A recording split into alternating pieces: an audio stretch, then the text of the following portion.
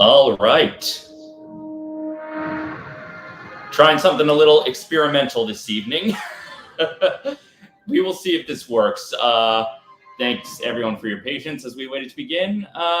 This had a little bit of a convoluted setup, as you will soon see. But yes, that's my excuse, is that a wizard is never late. Welcome to the final live stream of Tolkien Adaptation Month, where I am playing this big, bulky game that I have no idea how it will go. This should be interesting.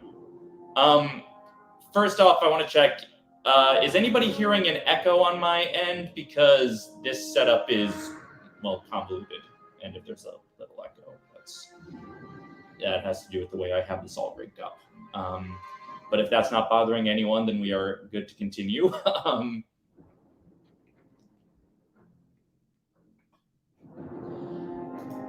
I'm not sure. It's relatively recent. I haven't done a whole lot of research into this game. Okay, yes. Hold on. Sorry, the wireless mouse is bad. Yes, the music is coming from the companion app. Yes, the companion app, which this is a board game and a computer game all at once. The app is available for free on Steam or the iPhone App Store, all the usual places to get apps. Based on what little I've explored in this game so far, it seems like the app is basically the dungeon master for what is essentially a tabletop game. This is Lord of the Rings: Journeys in Middle-earth, and here let me switch to our overhead view here.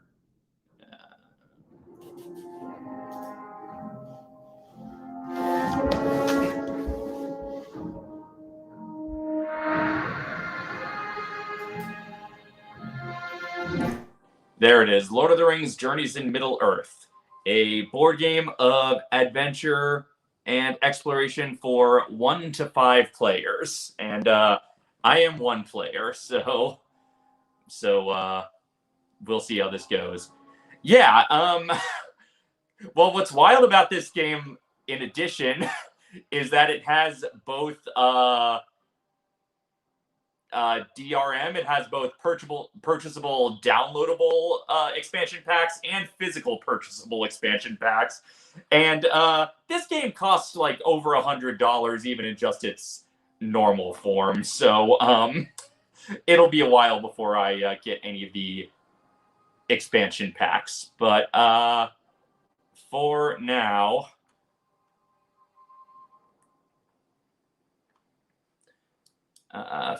this is the game. There is a middle of the earth, with a land of the Shire, and a brave little hobbit that we all admire.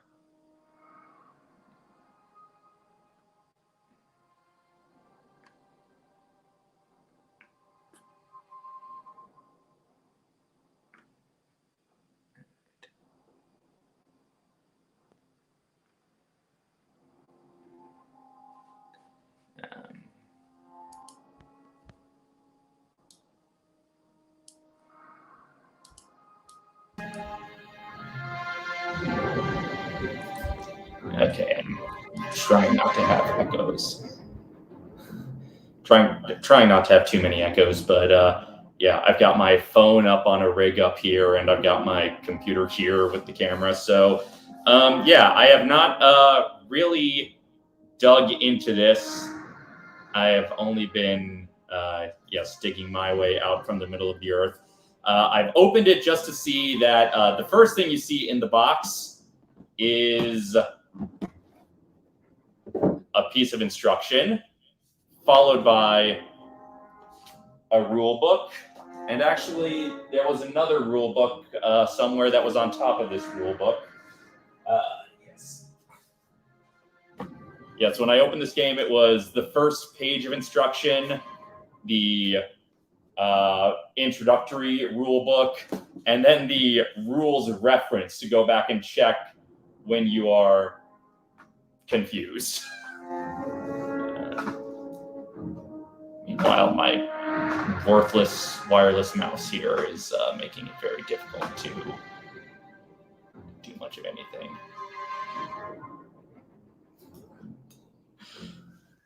I guess Tolkien was negative Jules Verne when he had everyone leaving Middle-earth. All right. So this says stop.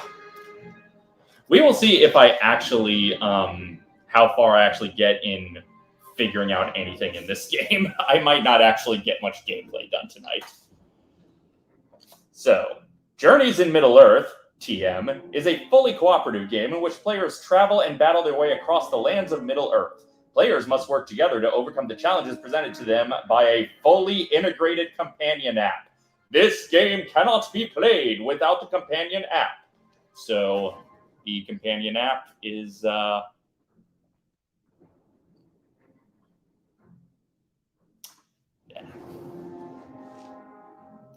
to bring up the companion app if my wireless mouse would work.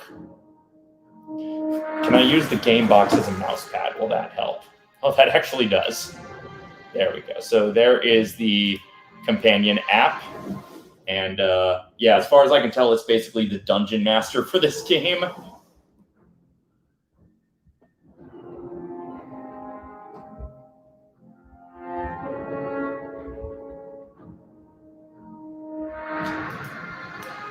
Yes, Middle-earth was once flat, but then they were like, we can't let the flat earthers win. I love you, Tony. I missed you. I know I saw you like a week or so back, but I still miss you.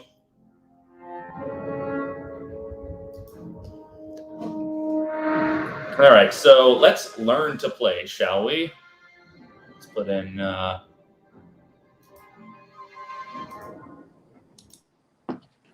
All right. Look at all the pieces that come in the box. All the pieces.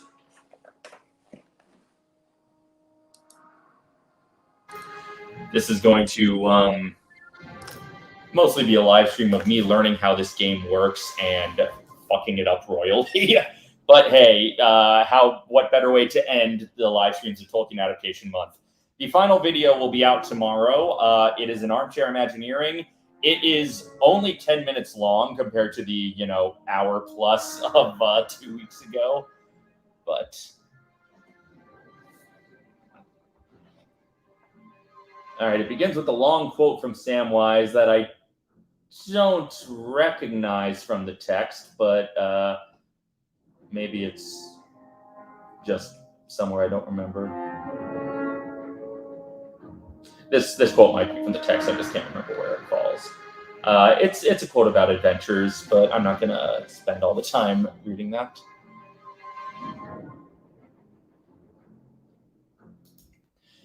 Well, if you come and subscribe to my Tolkien fans, you will get all the quality self-play. You know I'm allergic to pieces.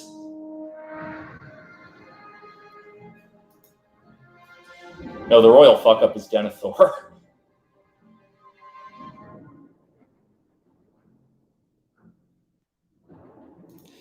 Yes, I get into that a little bit in the intro to the Armchair Imagineering, that there are a couple reasons why a Tolkien theme park has never actually happened, despite many rumors. It's still not off the table necessarily, but it's an uphill battle to get one happening. For a number of reasons, but I basically pitched my broad ideas of how it could work.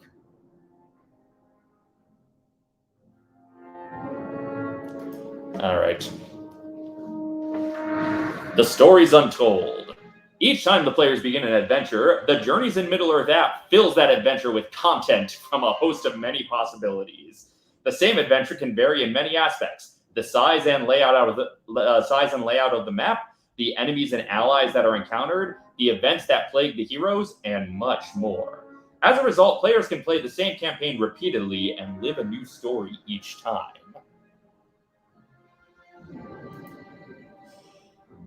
Honestly, if they want to back away from doubling down on their relationship with J.K. Rowling, it would not be a terrible fit.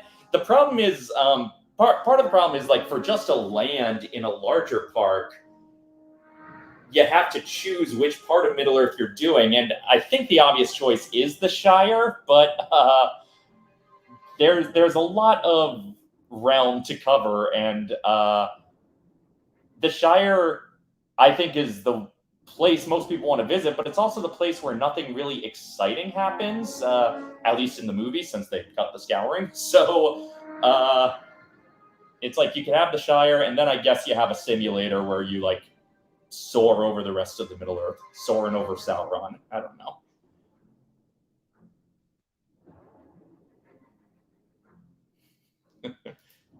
Just like Tolkien envisioned, this game is a digital content creator, an automized content creator, putting us all out of a job.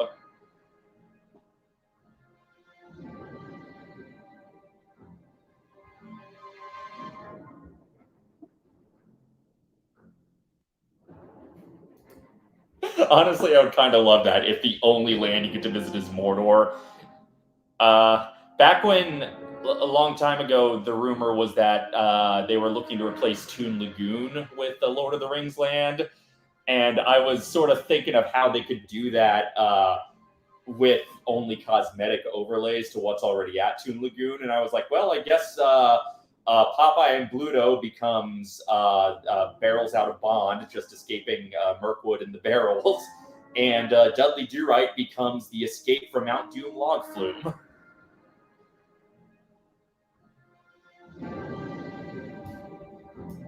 All right. The Lord of the Rings Journeys in Middle-earth is a cooperative game for 1 to 5 players. During a game, a group of heroes embarks on perilous adventures, working together to explore and survive the vast and epic fantasy world of J.R.R. Tolkien's The Lord of the Rings TM. Throughout their journeys, heroes battle powerful foes, discover lost treasures, uncover forgotten lore, and customize their skills according to their role within their fellowship. As darkness is rising, unifying evil, shadow, and corruption, it is time for the heroes to take a stand and begin their journey in Middle-earth. Now, from what little I've skimmed in these rules so far, this is definitely going to be non-canonical stories in Middle-earth. This is definitely just sort of again, a Wizarding World-esque hybrid of just all the time frames mashed together. At least that's what it appears to be, based on the characters you can choose to play as, but we will get there in a second.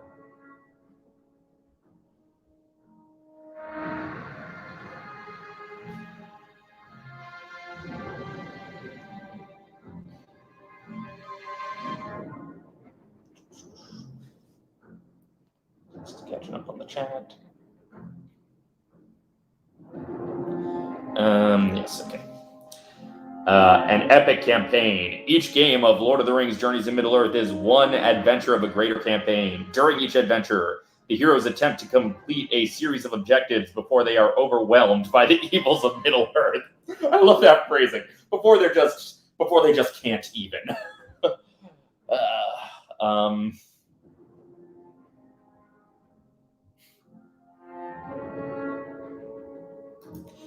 Okay, here's the thing about Yellow Submarine Land. Back when Zemeckis was, Tony and I talked about a while ago how Disney had greenlit a Zemeckis remake of Yellow Submarine, which of course never ended up happening, but then that would have been the perfect new overlay for Submarine Voyage. But now that Disney is in bed with the Beatles for the new documentary, now there's still a possibility of a Disney Beatles relationship that could lead to a Yellow Submarine. I mean, I know there was already a Yellow Submarine motion simulator back in the day, which I never got a chance to ride, but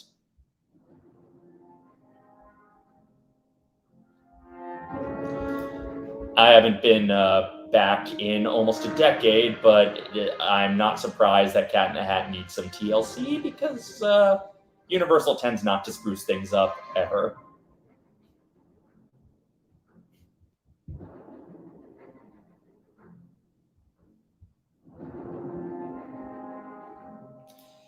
There was a Yellow Submarine motion simulator in Germany, I think. I haven't seen much footage of it, but I just remember it being mentioned in some Beatles documentary or other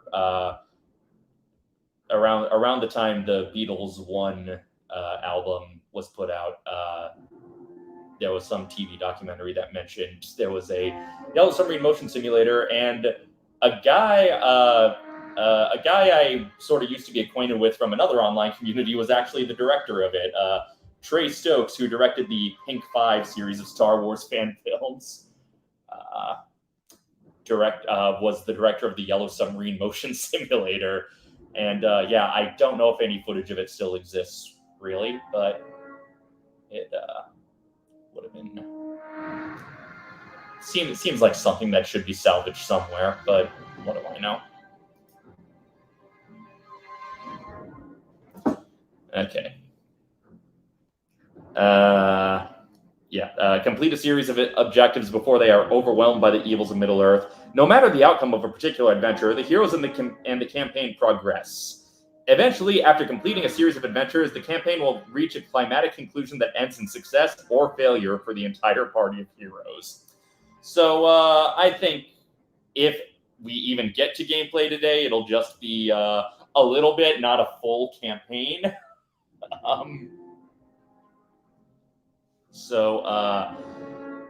The app. To play Lord of the Rings Journeys in Middle-earth, one player must download the free Journeys in Middle-earth app on a compatible device. The app determines the challenges and content that the heroes encounter during the game, from tile and token placement to enemy behavior. So the app is the Dungeon Master. I have never played actual Dungeons & Dragons, but I'm about to play fake Lord of the Rings Dungeons & Dragons all by myself with a computer bossing me around. That's what's happening tonight.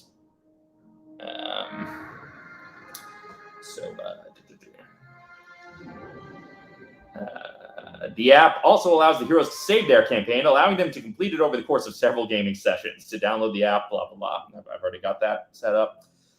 Using this document. The purpose of this document is to teach new players how to play Journeys in Middle-earth. Players must read this Learn to Play in its entirety before playing for the first time. The game includes a rules reference, which is a second document that describes detailed rules and exceptions that are omitted from this Learn to Play document. As questions arrive during the game, players should consult the rules reference instead of the Learn to Play. This is so complicated. We found this, Allie and I found this while we were up in Solvang for our anniversary, and it was like $110. And Allie got it for me because she thought it would be good content for Tolkien Adaptation Month. So this was my anniversary/Christmas present for this year. And I need to play it on stream so that we can properly write it off. Because, you know.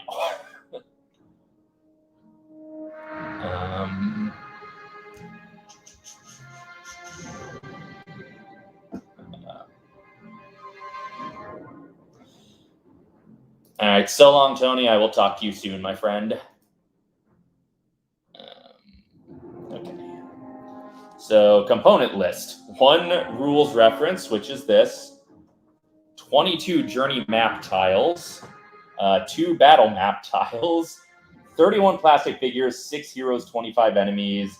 83 item cards, 15 boon cards, 28 fear cards, 28 damage cards, 10 terrain cards, 30 basic skill cards, 30 hero skill cards, 72 role skill cards, 20 weakness skill cards, 21 title skill cards. How are there this many different types of skills? 6 hero cards, 3 pit/mist terrain tokens, 4 barrel/table terrain tokens, 4 fire pit/statue terrain tokens, 10 stream/wall terrain tokens, 9 bush/boulder terrain tokens, 12 enemy banners and plastic stands, 20 search/threat tokens, 30 inspiration/exploration tokens, 20 depletion tokens, 8 person tokens, 4 variations, and 5 darkness tokens. That is a lot of things.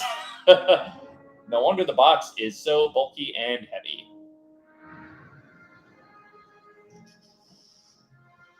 All right.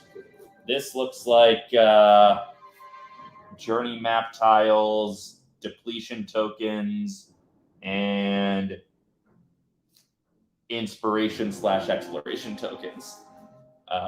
And bush/boulder terrain. So, I probably should have opened these things before starting, but this is all part of the joy of discovery together. This doubles as an unboxing video now.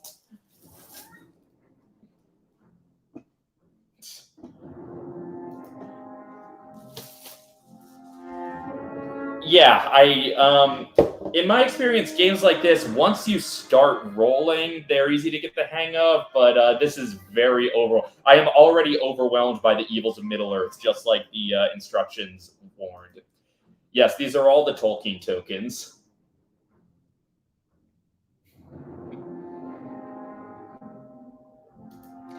I only found out recently that apparently Tolkien in personal life went by Ronald. He went by his first middle name. It's not a Tolkien thing unless it's complicated as hell or overly simplified in the case of some Rankin Bass Tolkien things. Okay. We got so much here. I'm assuming I should just open this all because I'm going to need to get... Maybe I'll read the next page of the rules in case it says, do not dare take the things apart until they're ready. Nope, nothing like that. I'm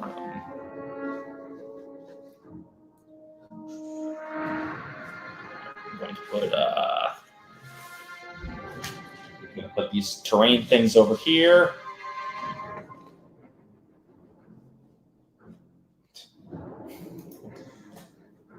Unboxing of this very specific moment.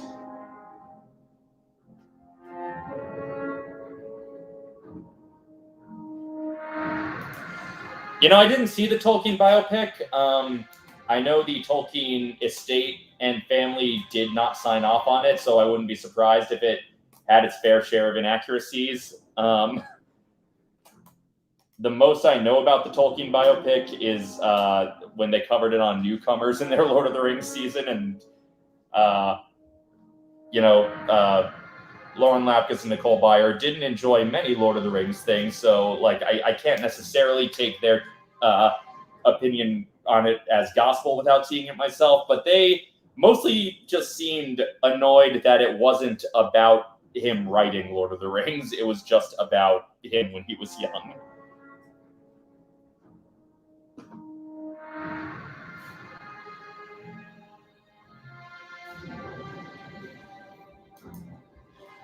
See, but an actual walk hard of Tolkien's life would be really entertaining. Just, J.R.R. Tolkien, don't you dare write a poem right now!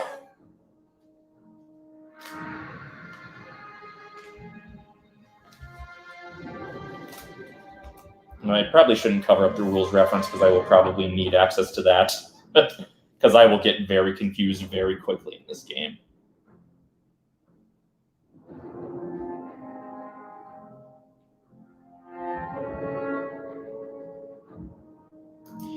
Yeah, that was the vibe I got from the trailer, too. It looked like it was going to really hammer home.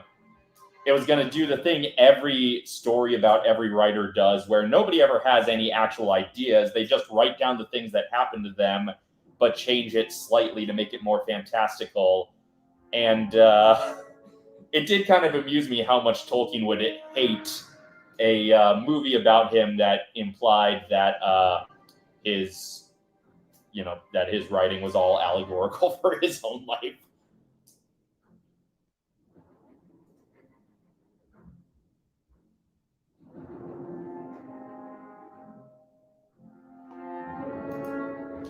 So it did the origin story thing of like ending at the moment where they become the hero that we know them as.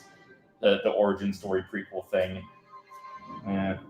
which was probably cool like the first time a movie did that, and then it very quickly got old. But but that's just funny because like the story of him writing the first line of The Hobbit is that he just thought of it one day apropos of nothing. So what a structurally unsatisfying ending for a biopic that would be. Is just he did all this unrelated stuff, and then one day he just thought of this sentence.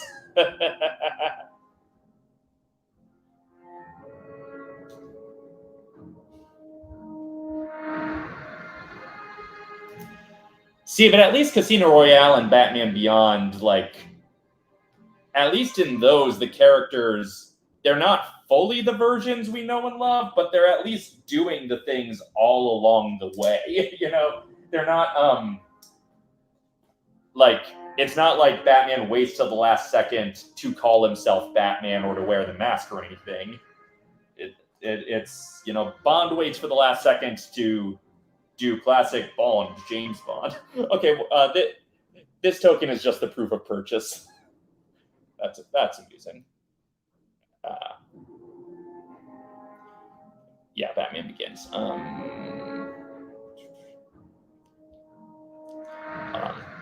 Take a second to catch up with the chat here. J.R. Tolkien has to think about his whole life before he writes the Silmarillion. The movie had him having visions. Is he being like is Middle Earth like a real realm that exists that he's being visited from? Because that is some fucking well. At some point in the future, I will do an obsession of the moment on the King's Quest Companion, and that is a book that I don't want to spoil it, but that goes in some wild directions. But I'm just thinking. I'm also just thinking of the Onion editorial where it's George Lucas writing, like, you have to understand the events of Star Wars really happened to me. Are these all? I can't tell these tokens apart.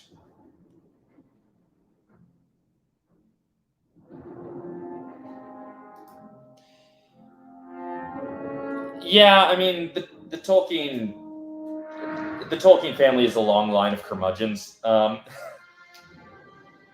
saw BBC interviewed Simon Tolkien and asked him like do you think JRR would have enjoyed the films? And it's like, first off, like, how well did he really know JRR? How young was he when Tolkien died?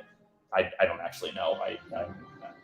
I'm guessing pretty young, but like Simon Tolkien's answer was basically, well, I think it would have been hard for him to watch any adaptation because it's, you know, he has his vision, and like he had a very nuanced answer. But of course, the clickbait headline was, you know, Tolkien descendant says he wouldn't have enjoyed the films, and it's like that's not really what he was saying.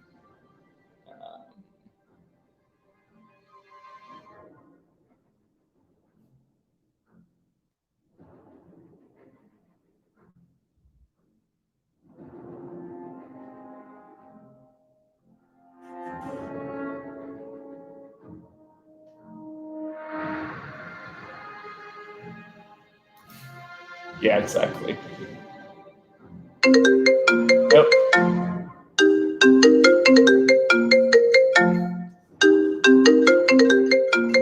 This is okay. When one of your cameras is the phone, this gets tricky.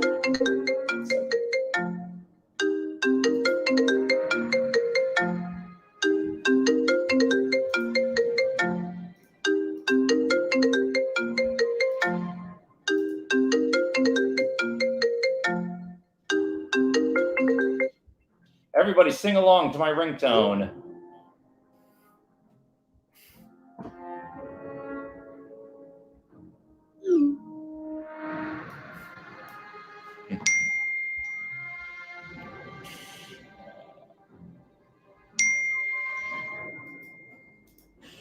It was so funny because I was in Vegas a couple weeks ago, or a couple months ago now at this point, for reasons that are complicated to explain.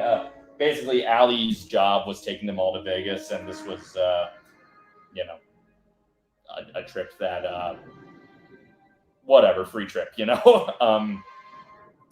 But they had,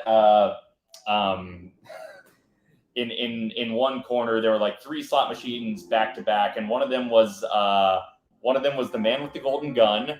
One of them was, I think, You Only Live Twice. Like 2 of them were Bond movies, and then the third was The Hobbit: The Battle of Five Armies. And it's like, yes, let's do a slot machine based on the part of the story that's all about how greed for treasure is bad.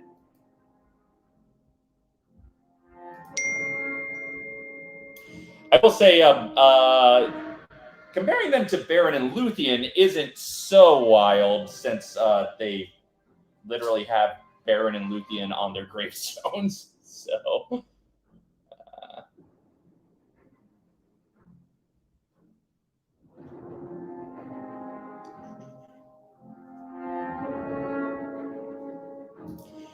yeah, that came out. Dan released that video around the same time I was prepping Tolkien Adaptation Month. So, fortunately, you know, he left enough room for me to cover my take on the movie without it being too redundant. But like, I was both excited and nervous, but much like when Lord of the Rings itself, the movies were announced, and I was like, somebody beat me to it, but I hope they're good. I was both excited and nervous when Dan dropped that video, because I was like, oh, this is going to be, I know this is going to be good, but is this going to make me have to scrap my plans for, or severely alter my plans for Tolkien Adaptation Month? But fortunately, I didn't really have to rewrite anything.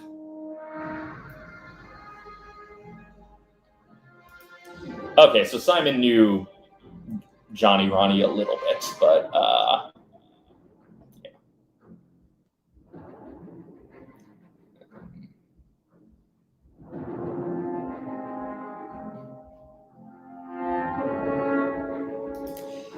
yeah, the appendices are the appendices on the extended edition DVDs are so great, and it really frustrates me that later releases do not have them. Like, when they finally released the DVDs, like both the extended and theatrical cuts on the same DVD, then they didn't have the appendices, which were half of the reason for owning the extended cuts. So, yeah, anyway, long live physical media. I say as I play a physical board game here, as I continue to just take apart the pieces of this board game. It will probably be like 2 hours in before we actually start playing. Let's be real. I'm still reading the rules.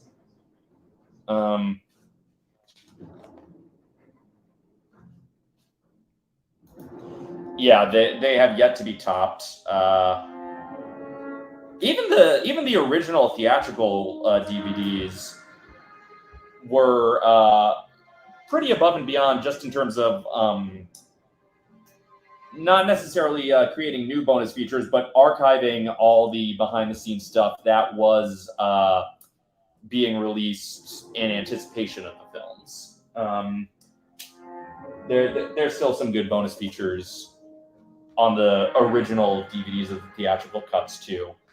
And now they either just released or are soon about to release like a big ass Middle Earth box set of like the Hobbit trilogy and the Lord of the Rings trilogy, and it just looks so unwieldy.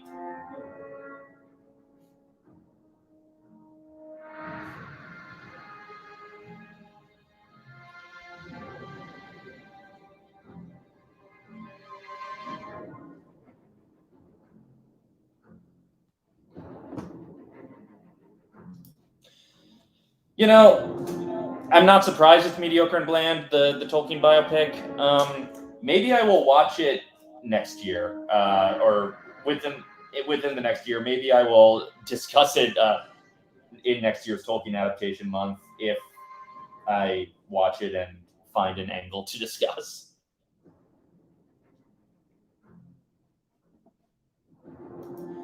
Yeah, that was cute. I also just get so overwhelmed by the fact that Sean Astin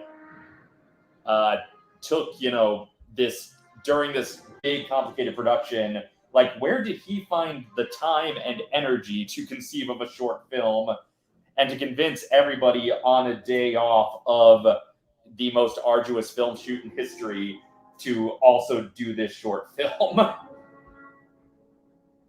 But hey, more power to everyone involved.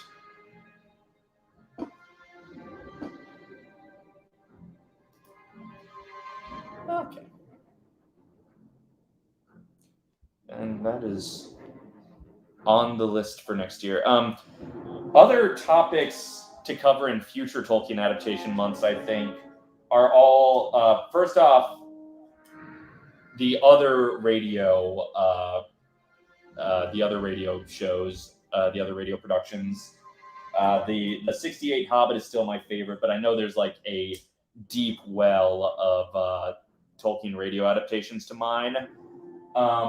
I also would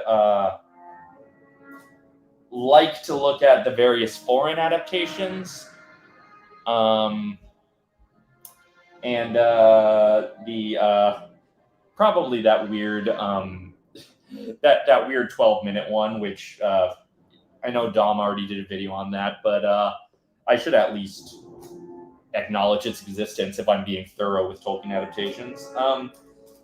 And also, I would like to get my hands on more of the games. On Patreon a few days ago, I tried the Hobbit text adventure, which I mentioned in the in the Hobbit Obsession, and it was wild.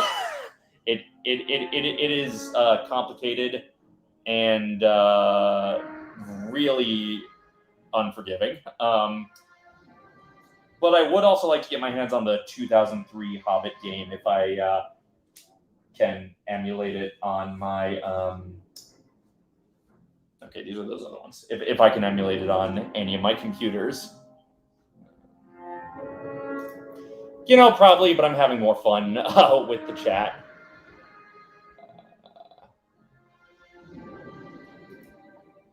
I will take turns looking at the chat and looking at the rules. Okay, these are the. I think these are just all the characters. Or are these just the enemies? Okay, well, this is definitely Thanos.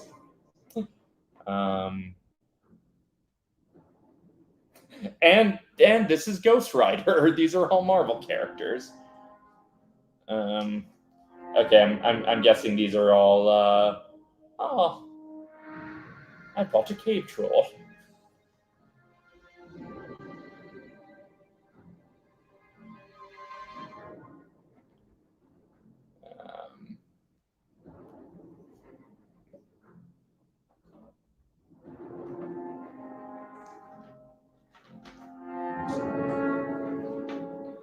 Alright, so these appear to be the enemies, so I will put them over here in enemy land.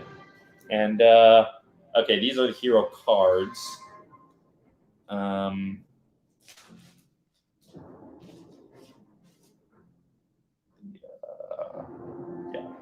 6 hero cards. And let's see. These are. Oh, these cards are a lot smaller than I thought they would be.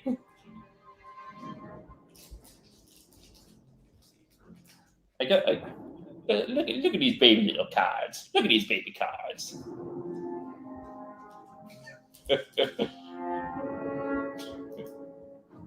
It's all your favorite Tolkien characters.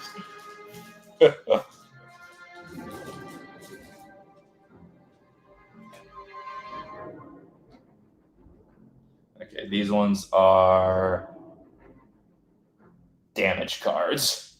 Oh no, these are just all of them. Okay, I just they just all come back together.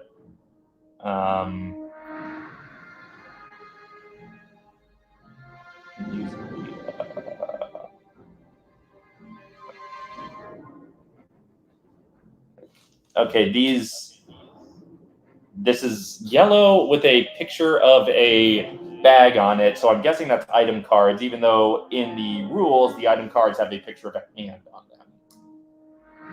But yeah, these look like item cards. Okay. Doing my best to separate cards by proper category. Fortunately, they all seem to be in order, so that helps. As long as I don't spill everything like the clumsy oaf I am.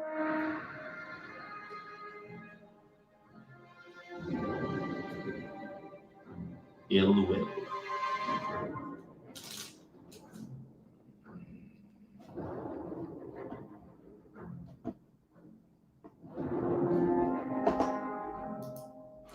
That's actually another topic I want to talk about is all the times Disney almost made Lord of the Rings. Because there were actually a few close calls.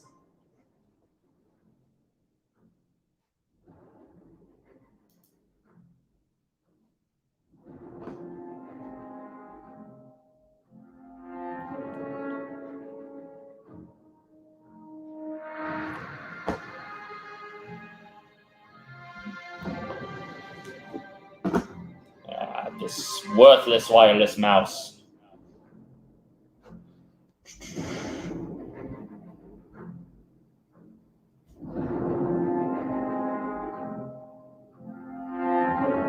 Okay, I'm hoping the skill cards don't need to be separated from each other because there's really nothing to distinguish the different types of skill cards. So I'm just going to keep them all together for now. Damage cards. I'm also probably supposed to shuffle each of these decks, but I've never played this before, so, you know, what does it matter?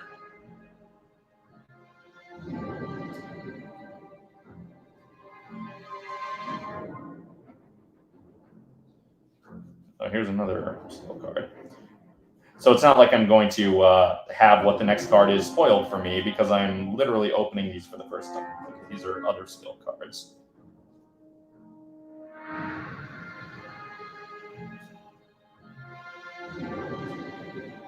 I don't know. What else we got here? These are little stands for things.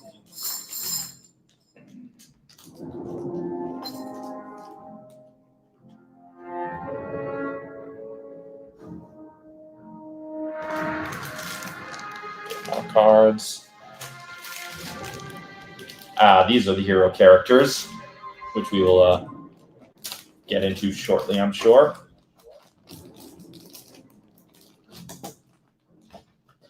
This is probably one of those games where after the first time, it takes a lot less time to set up. Look at this inside the box artwork. That is that's going above and beyond there. Just gotta stretch.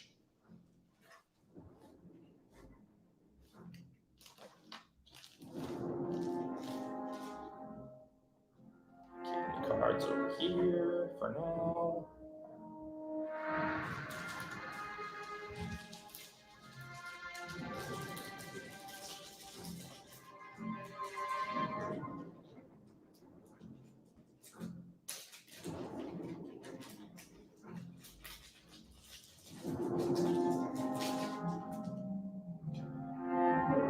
Oh, maybe these are the item ones. Then what are these bag ones? I'm so confused.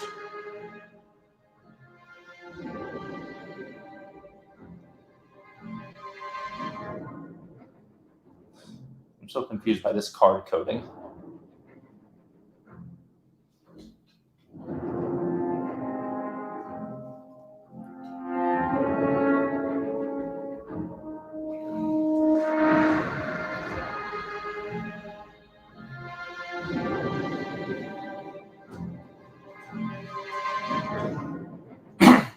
And like I said, there are expansion packs for this you can buy. Like, good lord.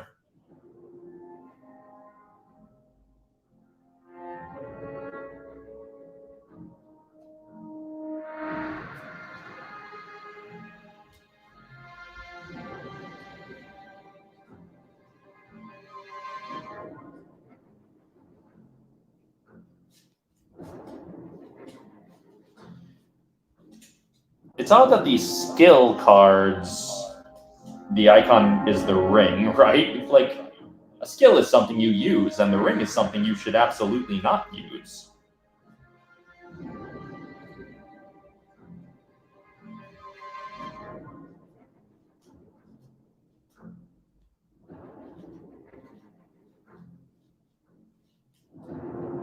Are these all ring all the way down? Okay.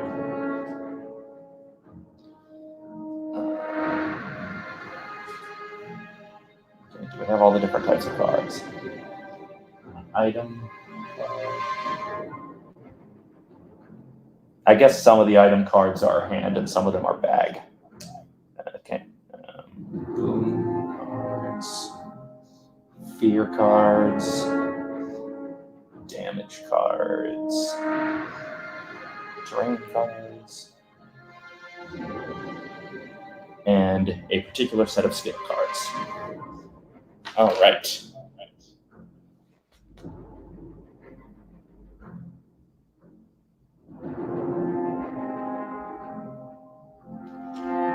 Everyone's talking Don Bluth in the chat. Cool, cool.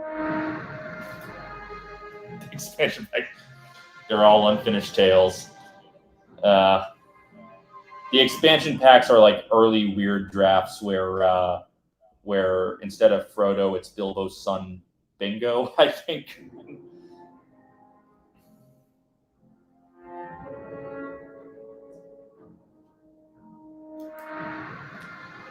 All right, first campaign setup. To set up their first campaign of Journeys in Middle-earth, players must follow the steps presented in this section. 1. Select campaign and difficulty. Select the new game button on the app screen. Okay, it's time to actually use this app that has been quietly playing, mood music in the background.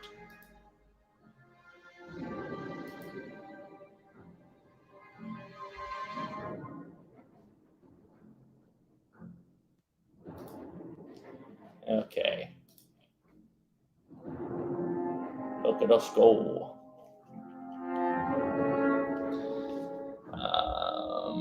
Select the new game button on the app's title screen.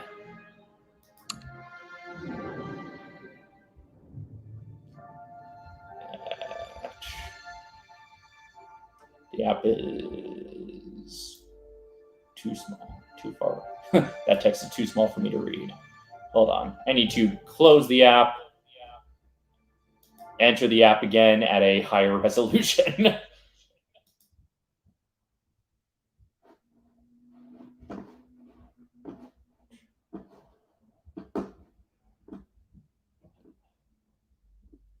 Going back into Steam here. Total gameplay, 94 minutes. 94 minutes of just looking at the main menu. Okay, here we go. Let's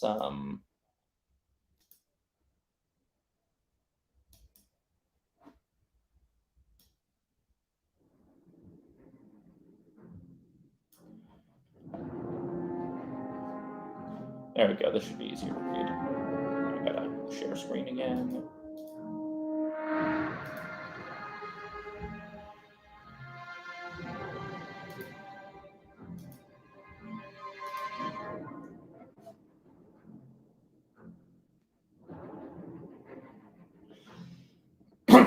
All right. New game with DLC available. Select campaign. Bones of Honor.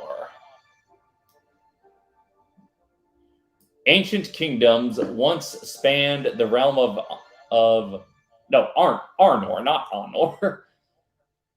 Kingdoms that now lay in ruin. The free people who still inhabit those lands are scattered, simple, and few. Beyond their poorly patrolled borders, an unknown darkness gathers, and only a small band of ostracized rangers has taken notice of the threat. Halbarad, hey, captain of the Northern Watch, requests your aid. Halbarad may be making an appearance in a future video. That's a future version of an extended version of a sketch you've already seen part of. That's all I can say. A shadow is within the borders, forces gather outside the Rangers' reach, and tales of unquieted dead begin to circulate anew. So that's one option. And I think the rest of these I need to buy. I think I have exactly one. Okay, so the other one required a purchasable download. This one requires a purchasable physical expansion. That's how they get you. So I guess I'm playing Bones of Arnor.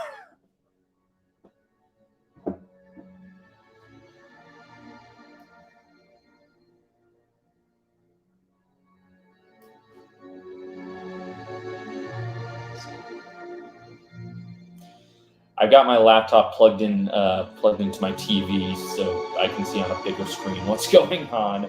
But it means I have to crank my head up because I'm sitting on the floor.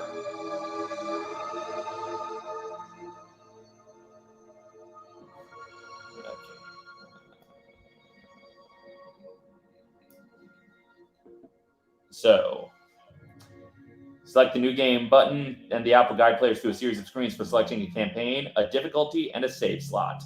It is recommended that players select the Bones of Arnor campaign because that's the free one. Bones of Arnor campaign and normal difficulty. Well, let's see what our options for difficulty are. Choose the difficulty for the campaign. You will have more time and resources on adventure difficulty than normal. Your resources will be limited, and you'll face fiercer enemies on hard difficulty than on normal. So I guess it's adventure, normal, and hard are the options. Explore every corner of Middle-earth. Journey as a fellowship facing the challenges of Middle-earth. Deadly challenges and enemies wait over every hill. Okay, what do you think, gang? Adventure or normal? Which sounds less unwieldy. I think adventure sounds... I'm having trouble really fathoming what the difference is between adventure and normal based on what they're saying. But I'm gonna say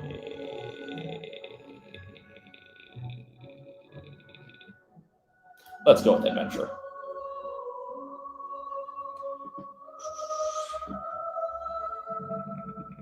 Get back here, mouse. Select save slot. Well, however will I choose? Select heroes. Okay. Create party and select heroes. Each player selects a hero in the app, takes their hero's corresponding figure and hero card, and places them in their play area. These heroes will be used for the duration of the campaign, which spans several adventures. If playing single player, the player chooses 2 heroes and controls both of them. So I will be essaying the role of 2 characters.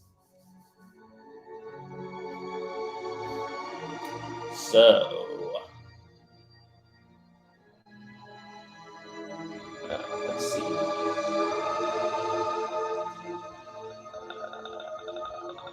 Gather starting items. So first off, the heroes we have. So the options are Aragorn, who we all know and love. Beravor, who I believe is a non-canonical character because Tolkien Gateway has nothing about Beravor. Bilbo, who would not canonically be in the same party as Aragorn necessarily, at least not this age Bilbo, because Aragorn was young during the time of The Hobbit. And Elena, another non-canonical character, I'm pretty sure. Gimli, and Legolas. So, Who are we thinking? Should I play the 2 fake characters, or should I just mix things up and be Bilbo and Gimli? Should I... everybody vote in the chat on which characters I should choose.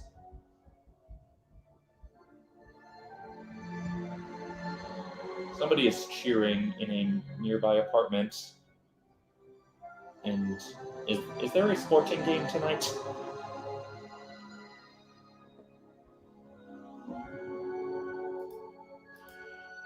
Hey, it could be worse. He could be a Rankin Bass Wood Elf.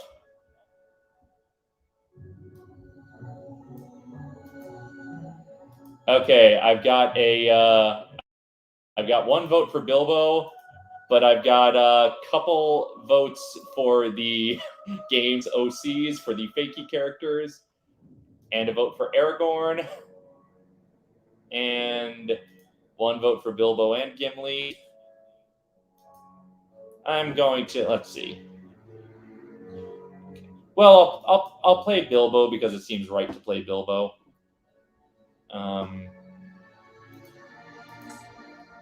And for the other character, I will...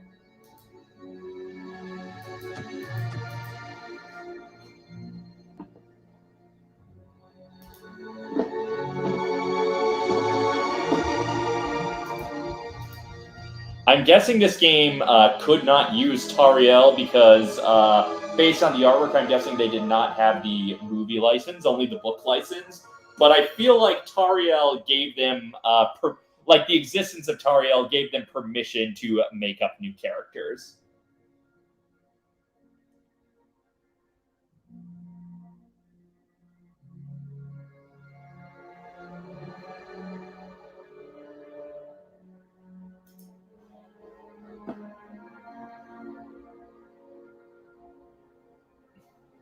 Are both the OCs ladies? Is that what's going on? I cannot tell what Baravor's gender is based on the artwork. Or are they non-binary? Or because if they are both women, that explains why they needed to make up new characters.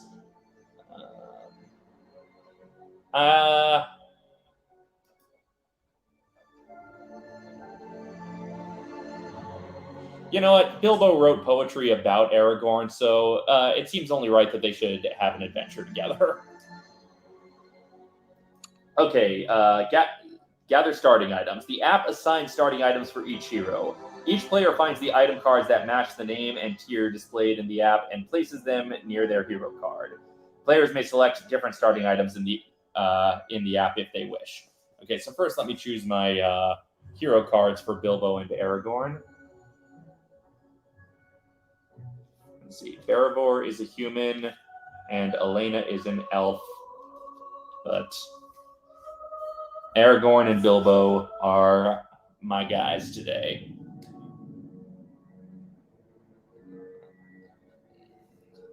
And let's see, is this looks like Aragorn, and this looks like Bilbo. And these other characters, Legolas, one of the OCs, the other OC, and Gimli.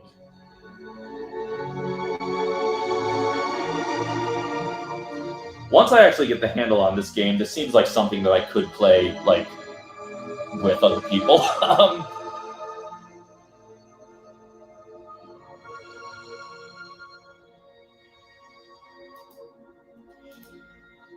There are a lot of Lord of the Rings games with their own lore, and I think I mentioned this in an earlier stream, but there was like the complicated issue where like I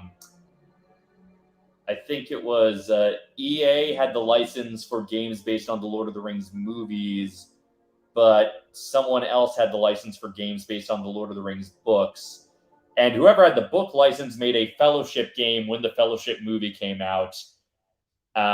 And then EA made Two Towers and Return of the King games. So much like with Bakshi and Rankin Bass, there is a complete game trilogy from the early 2000s, but the Fellowship game has a bunch of stuff from the books, and the other two can't.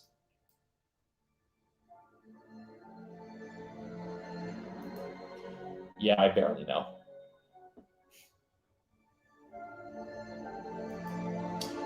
Well, okay, I do not need to know who had a Shelob fetish, but I'm not surprised someone did. Some developer did. Someone really wanted to make their fantasies become real. Okay, yeah, gather starting items. Right.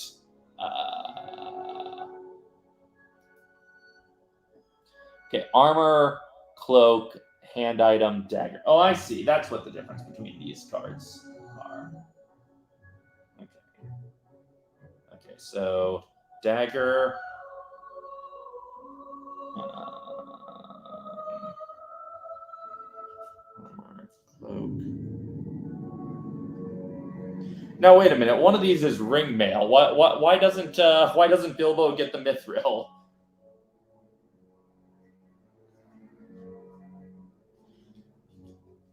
Again, because it's very non-canonical, just mashing up characters in different times.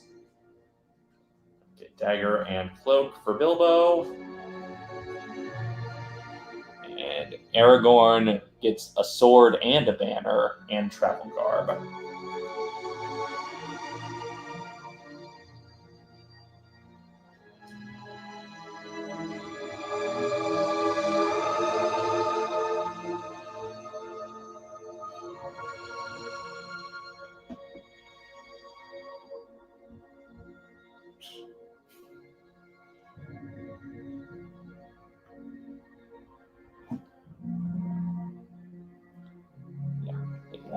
Sword and banner.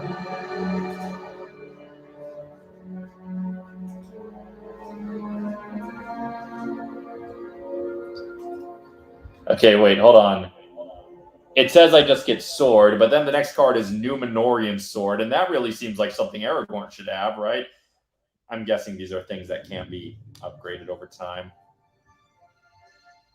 I know I know the thing also said that I can change what items I use, but that seems complicated. I want this game to tell me. I want this game to hold my hand and instruct me at all times.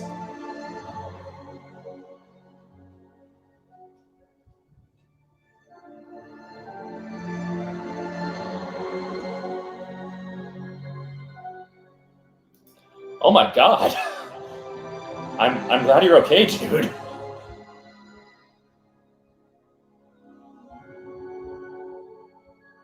Wow, holy shit. Dude, I'm so glad you're okay.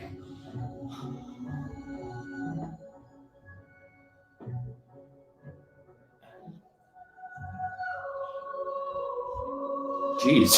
Yeah,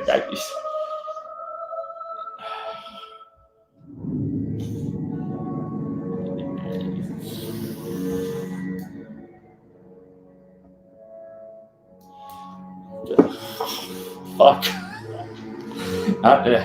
Not to go back to this silly Tolkien game.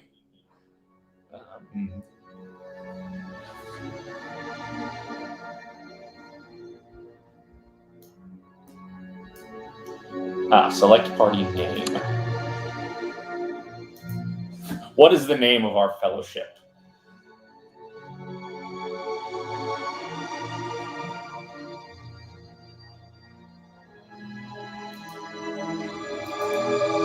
Oh, just a human named Shelob. That is some, like, clunky adaptation nonsense.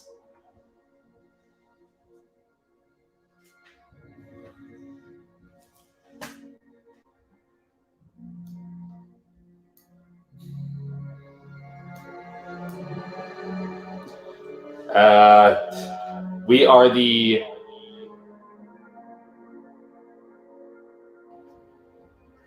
Is the wireless keyboard not working?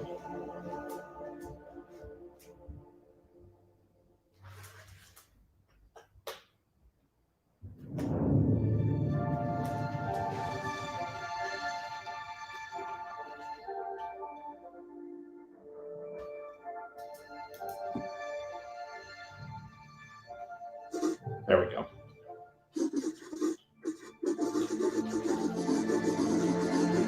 That's our team. We are the Blitzstrava Fellowship.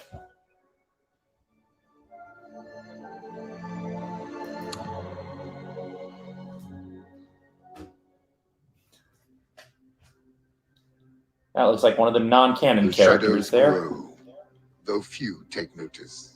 Oh, it's talking to me. The vigilant, the wary, and the old. We can feel it, but it is a darkness that rises slowly. It dwells among us, masked and unobtrusive. One must be paranoid to know it's there, to notice, hunt it, and root it out. In recent months, a rash of thefts have swept through Eriador, from the white towers of Emin Berian to the old ruins of Weathertop. Not 2 weeks past, many of the older treasures of the Shire's Matham House disappeared into the night. The significance of these thefts may seem small, but I sense the shadows in their wake. I fear a sinister and hidden purpose, and so I have called for your aid. Well, thanks, Halberad.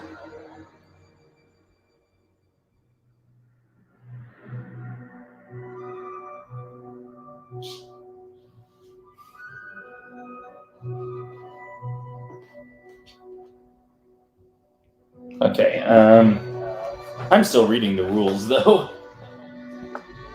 Okay, create damage, fear, and weakness decks. Shuffle the damage cards, fear cards, and weakness skill cards. Only weakness skill cards, not other skill cards, into separate decks.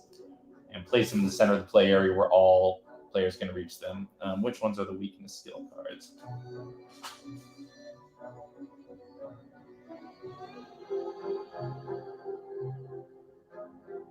There are 20 weakness skill cards, so it's probably the shortest pile. Okay, yes, these are the weakness skill cards.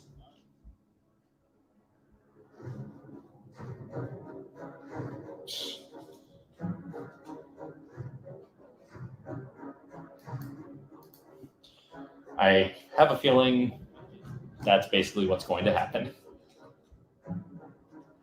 So basically what we are saying is that Halberad, a ranger who has spent much of his life protecting the Shire, is summoning us to Arnor. And Aragorn and Bilbo are who decided to show up. Okay. Weakness cards.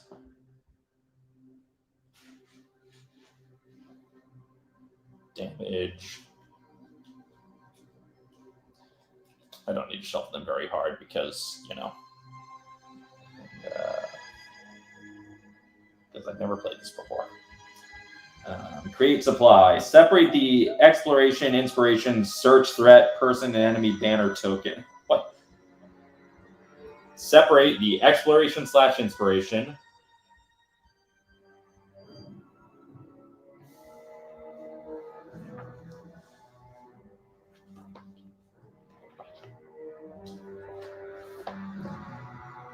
Separate the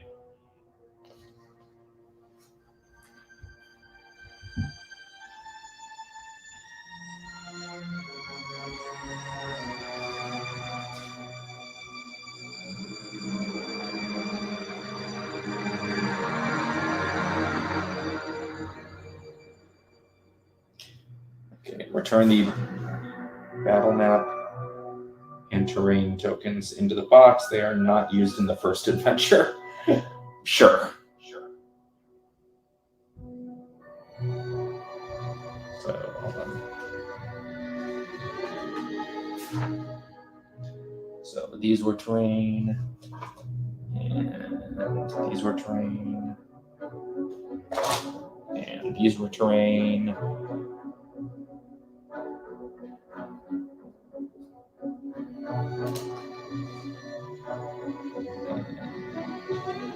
These were terrain.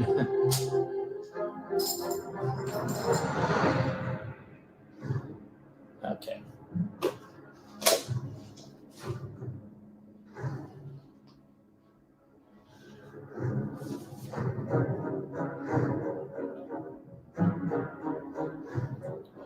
What's that? Inspiration, exploration, depletion.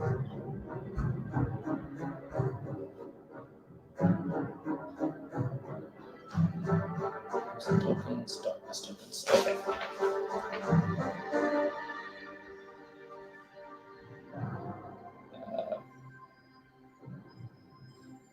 Okay, and then begin campaign.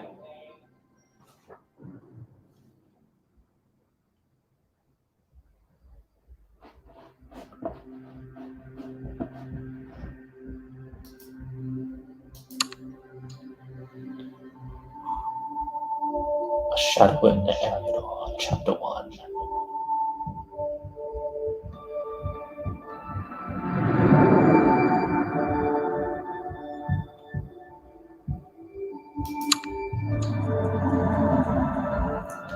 Look at the maps.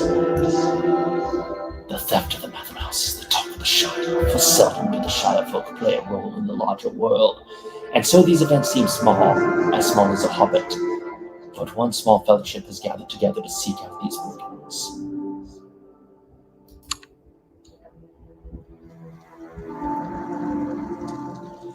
Select roles. Each player selects a role in the app. This is the role the hero takes for the first adventure. A player can choose from any role from the menu, but the recommended starting role for each hero is as follows. Aragorn, Captain. Erebor, Pathfinder. Bilbo, Burglar, of course. Elena, Musician. Gimli, Guardian. Legolas, Hunter. As wild as it would be to make Bilbo the Hunter, I see no reason not to go with the proper roles. And I'm guessing this is the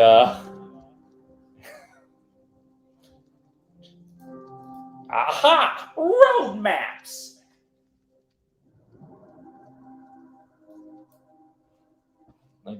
Like again, these are the equivalent of Dungeons and Dragons character types.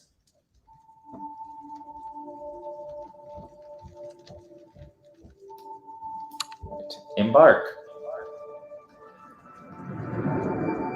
Assembling fellowship. Gather skill cards.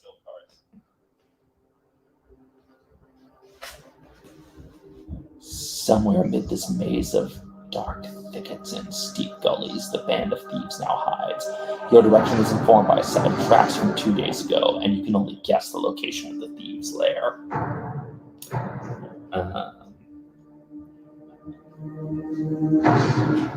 But also there's all these other steps that I need to do first. Gather skill cards. Each hero gathers the following 15 skill cards. One copy of each skill card numbered 1 to 6 that has the word basic on the bottom of the card. The skill cards numbered 1 to 5 that have the name of their hero on the bottom of the card. The skill cards numbered 1 to 3 that have their role on the bottom of the card. One weakness card from the top of the weakness. Okay. So...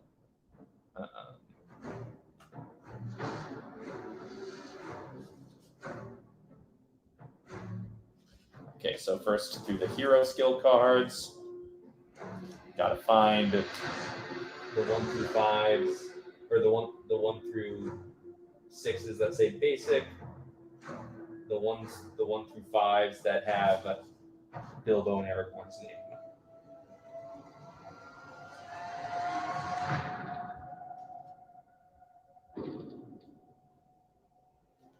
Two for 3 for Aragorn, 4 for Aragorn, 5 for Aragorn, 1 for Bilbo, 2 for Bilbo, 3 for Bilbo, 4 for Bilbo, 5 for Bilbo.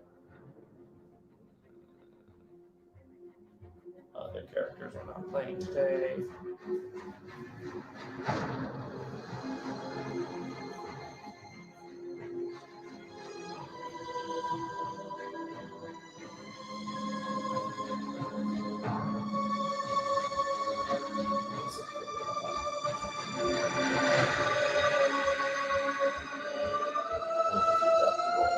So, 3 for Burglar.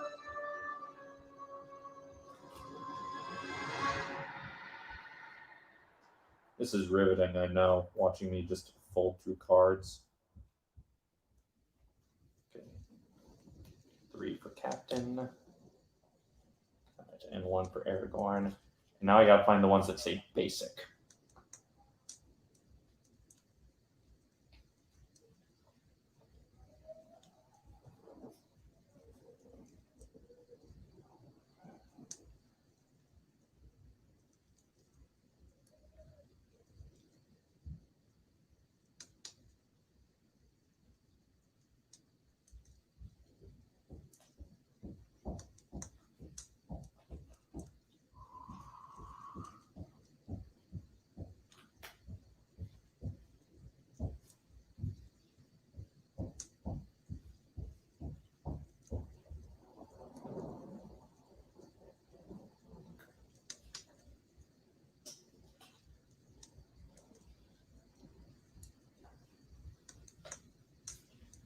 And 6 basics for Aragorn.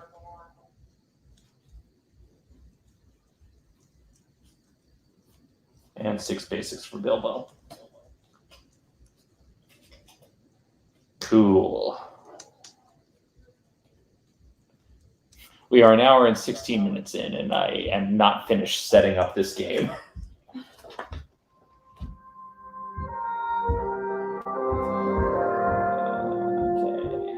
Oh, and 1 weakness card from the top of the weakness deck. Which one was the weakness? That was this one, so 1 each.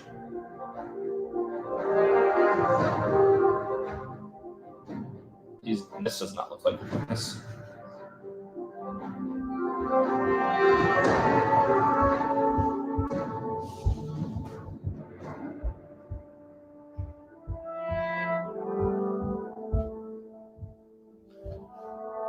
Where are the weaknesses going? Okay, the weaknesses were at the bottom of this pile, and some other skills ended up here.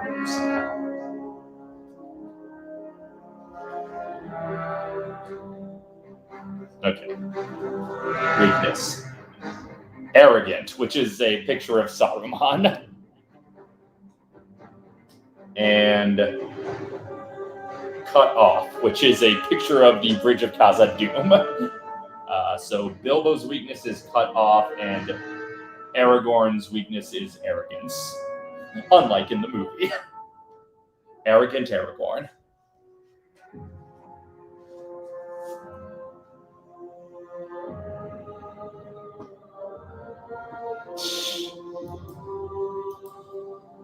Yeah, that's funny.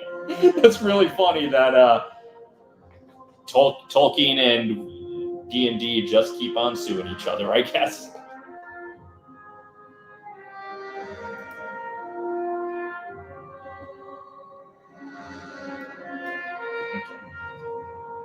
Prepare a roll card and create skill decks. Each hero finds the starting skill card for their roll. Each starting skill has the number 1 after the roll name at the bottom of the card and has stars next to the card name. Each hero prepares their starting skill card by placing it face up below their hero card. I'll do next to because I only have so much table space.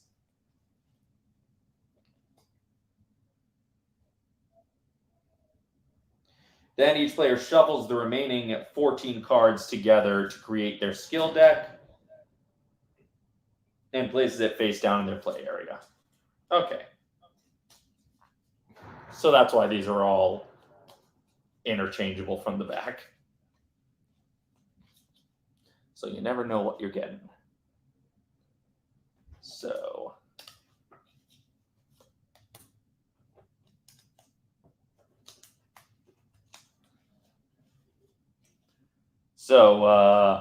Bilbo's basic skill is the Tookish part, innate, valor. Before you test, you may discard this skill to test some symbol there instead and gain 1 inspiration. Hide. After you test, discard to become hidden. And Aragorn's is Wanderer. After you explore a tile, you or a nearby hero may scout 1.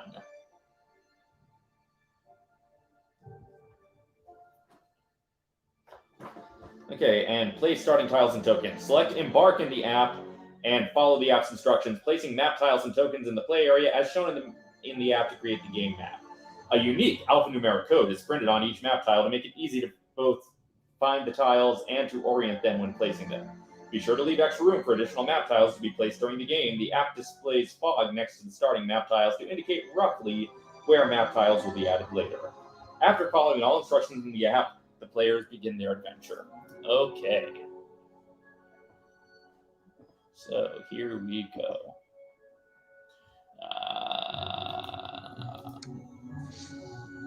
302A.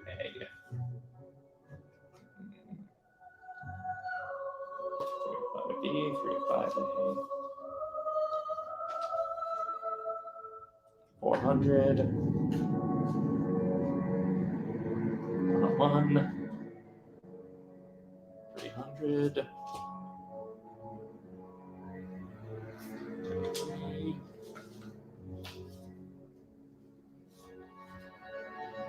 302A. There we go. Okay, so that's one.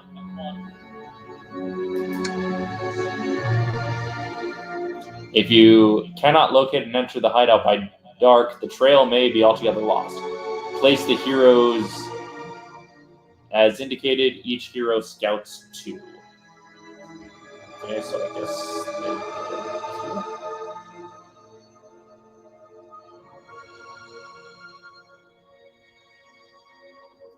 I don't know what scouts 2 means. I guess I should continue to read the rules, shouldn't I? Okay. A game of Journeys in Middle-earth is played over a series of rounds. Each round has 3 phases that players resolve in the following order. Action phase. During this phase, the heroes move around the map, interact with the world, and attack enemies. Shadow phase. During this phase, the enemies move and attack heroes, and other dark threats grow stronger. Rally phase. During this phase, the heroes prepare for the next round. After resolving each phase, a new round begins with the action phase. Players can continue to resolve game rounds in this manner until the adventure ends. Action phase. During the action phase, each hero takes a turn by performing actions to search, fight, and journey through the lands of Middle-earth. The heroes take turns in the order of their choice, and this order can change from round to round. During a hero's turn, they can perform 2 actions, which may be the same action twice. The actions are travel, attack, interact. After all heroes have taken a turn, they select the hourglass button in the lower right corner of the app screen to proceed to the shadow phase. Travel action. The travel action allows the hero to move around the game map. The game map is composed of map tiles, each of which is divided into 1 or more spaces. A space is an area of the board enclosed by gray borders. Spaces that share a gray border are adjacent to each other. When a hero performs a travel action, they can move twice. Each time a hero moves, they move to an adjacent space. Okay. A hero can interrupt their 2 moves to perform the second action of their turn. For example, a hero can move 1 space, perform their second action, and then move 1 additional space. Exploration. Each journey map tile has a square box when our exploration token may be placed, as indicated by the app. I am so confused already. I have no idea what I'm doing. I'm going to click continue and see.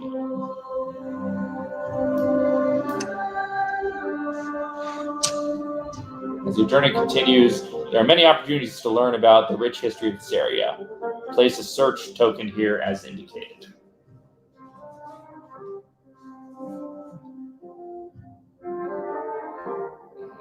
Just here. Okay.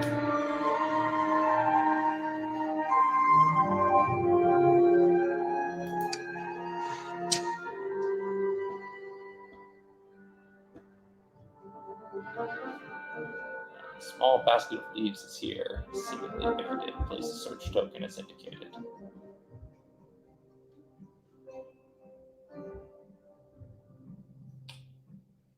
Here, let me get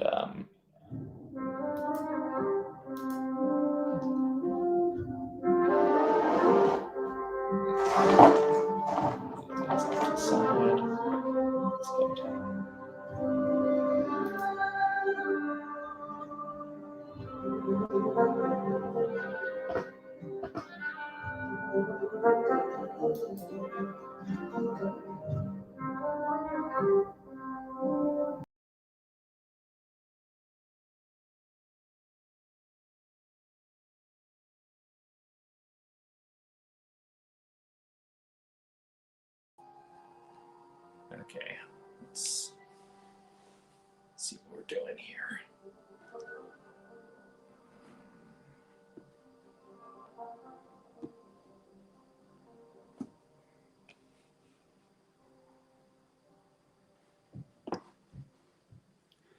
Okay, I place the search token there.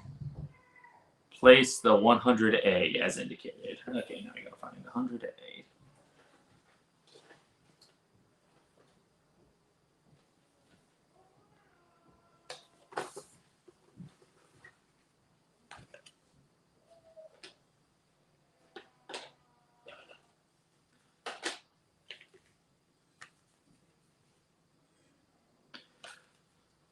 Talk amongst yourselves, everyone, while I find 100A.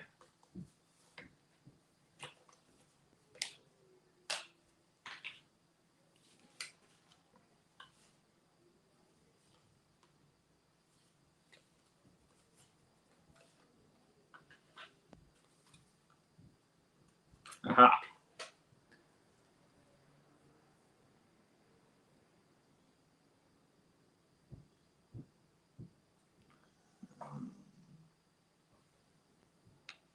Okay, 100A.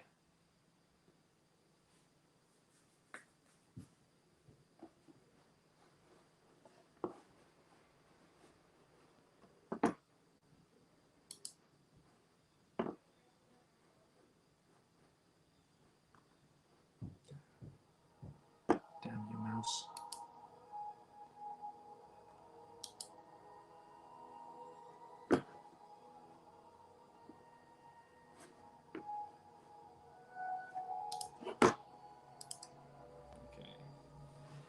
In the distance, a group of ragtag individuals close the doors of a stone tomb. Could this be your quarry, the thieves you are looking for? Place a person token as indicated. Okay, person token here.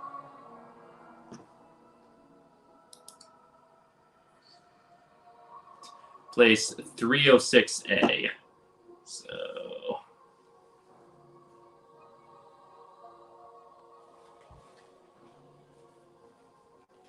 And I'm told this is all randomly generated, so if I were to start a new game, it might be telling me to place different tiles. 306A. Here we go.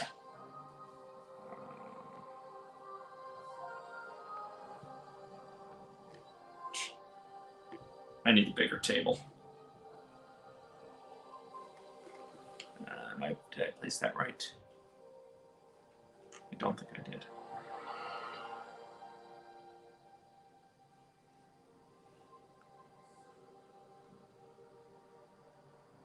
Okay. Yes, that's how I need to place it. I'll move these cards over here.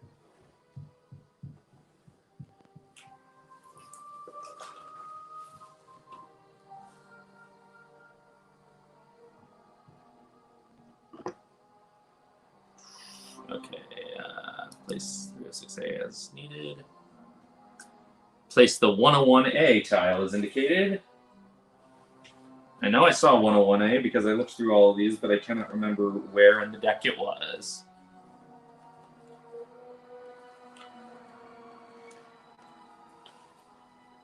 Before this, like, the most complicated board game I played is, like, Settlers of Catan. Which, you know, similar geometry land, I guess.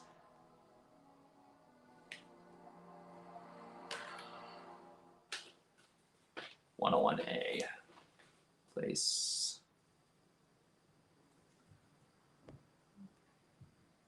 Okay, place like this. Okay.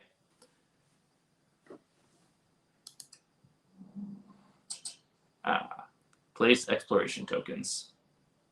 Those were these ones, right?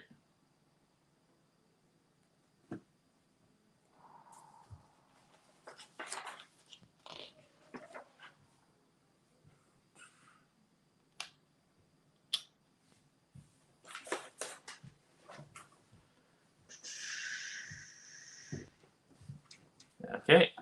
Exploration tokens. Pausing to tighten your boots and adjust the weight of your gear, you take a breath before continuing on. Each hero tests... each hero who passes gains 1 inspiration. I do not know what that means.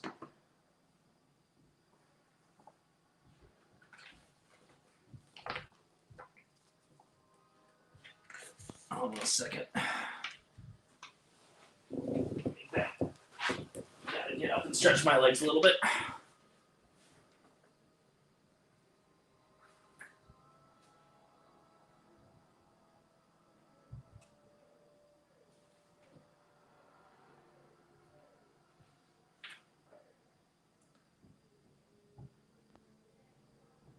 Okay, tests. Tests are the primary way that heroes interact with the world and attack enemies. Heroes regularly perform tests when they are exploring, encountering threats, attacking enemies, and interacting with the people of Middle-earth. Each test requires a hero to use one of their stats, which are listed on their hero card. So that is telling me...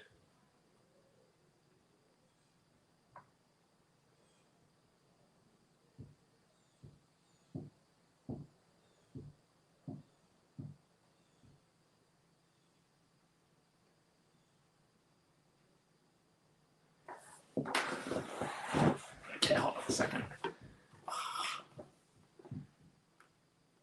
Each hero tests...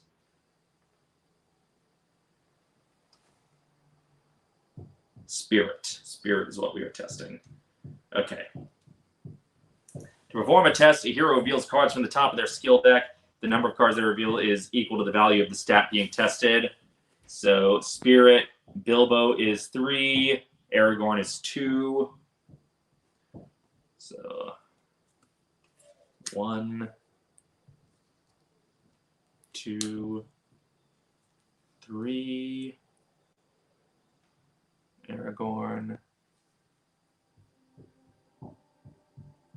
1, 2. After revealing cards, the hero determines the number of successes they have based on an icon. Each success icon in the number in the upper left corner provides 1 success. The text on the revealed card is ignored. It has no effect.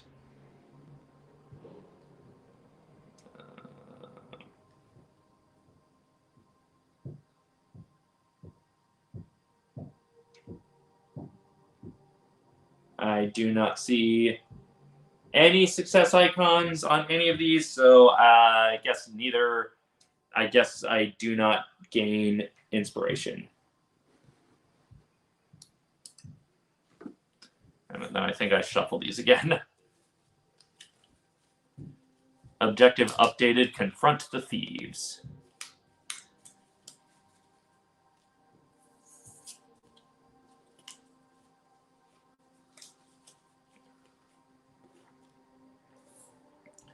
Okay. Action phase. Okay, so action phase. This is so complicated. During this phase, the heroes move around the map, interact with the world, and attack enemies. During the action phase, each hero takes a turn by performing actions to search, fight, and journey through the lands of Middle-earth. Heroes take turns in the order of their choice. During a hero's turn, they can perform 2 actions, which may be the same action twice. Okay, so if our goal is to confront the enemies, then I guess we move and attack. The attack action allows the heroes to attack an enemy group, attempting to remove it. Or we don't have enemies, so I guess it's interact. I don't know. The interact action allows heroes to encounter points of interest on the map, which are indicated by search, person, and threat tokens. Interacting with these tokens is how heroes progress the adventure, discover items, gain experience, and neutralize threats. If a hero is in the same space as one of these tokens, the hero can perform the interact by selecting the token in the app and selecting the button with the action icon. So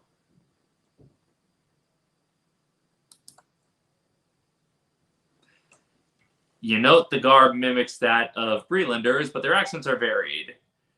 These are not merely local riffraff. You pause and consider what is your best approach. Sneak up and eavesdrop, well met friends, step away from the tomb, or else. I'm going to go with sneak up and eavesdrop.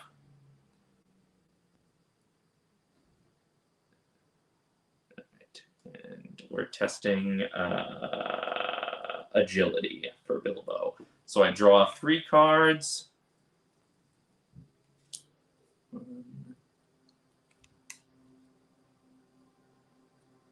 2, 3. I have 1 success. So this is what it is instead of rolling dice. It's like testing by pulling these cards. The ruffians are tense, but you overhear them discuss plans to loot 3 other ruins in the area before returning to their lair. Suddenly, a crow shrieks and a bandit hisses. Quiet, we have guests. You hear blades drawn and footsteps growing closer. Become hidden, then discard this person token. How do I become hidden?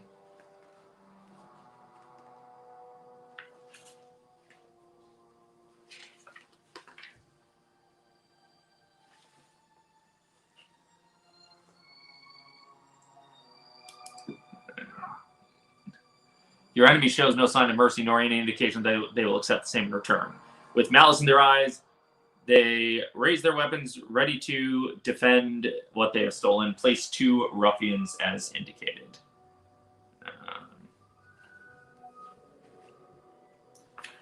Is there a difference between...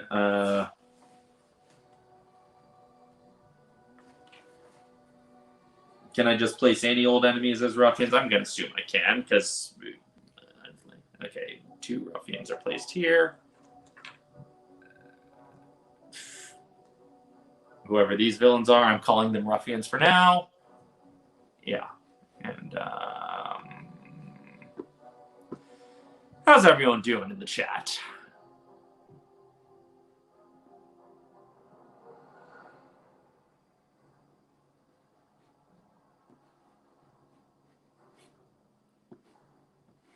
Okay, 2 ruffians placed as indicated. Objective updated, defeat the ruffians. Okay, so now I'm going to let Aragorn come over and attack, I guess. Okay.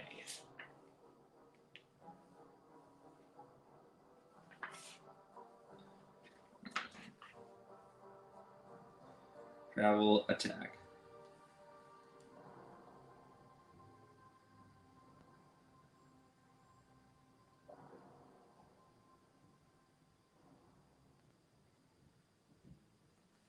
Okay, so Aragorn is moving, and he is attacking. To perform an attack, the hero chooses an item to attack with. I'm going to go with Sword. Item must have a stat icon.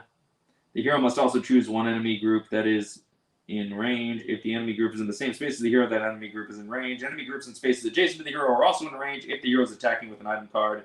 That's not important right now. After the hero chooses an item in an enemy group, they resolve an attack test against that enemy group. Tests are described later in tests on page 10.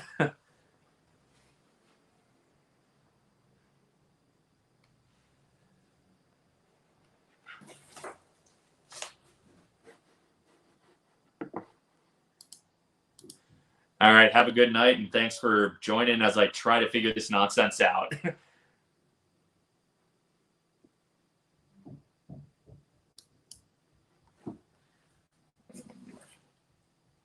Attack tests are performed during a hero's attack after the hero chooses an enemy group to attack and an item to attack with. To perform an attack test, the hero chooses one of the stats listed in the upper left corner of the item they are attacking with and tests that stat. Okay, so the stat is Might. It's 3.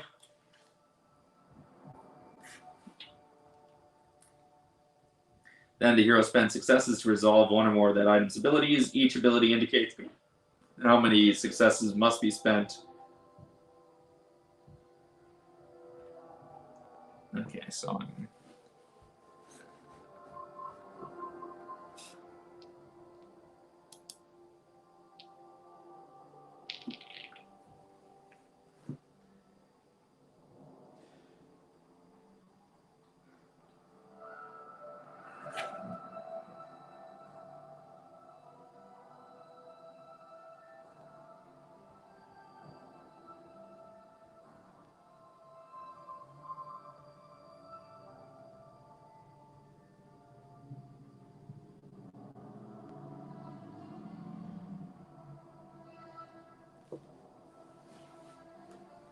Okay, do I click on the ruffians and that's how I attack?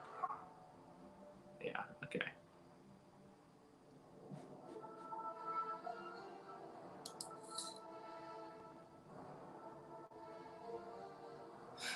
Pierce, smile, smite, sunder, stun, cleave. We'll say pierce, and okay, so 3, 2, 1 success, 1 success.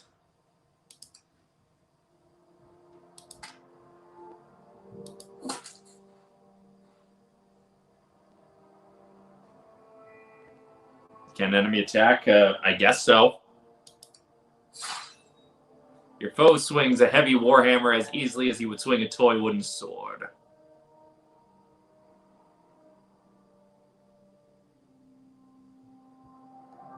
Okay, so if I get attacked...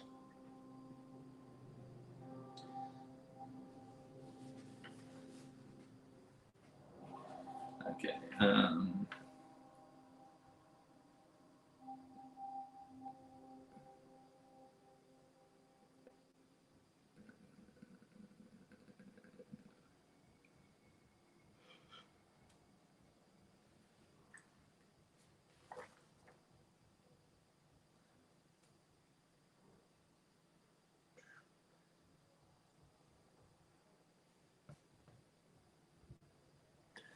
I am so confused.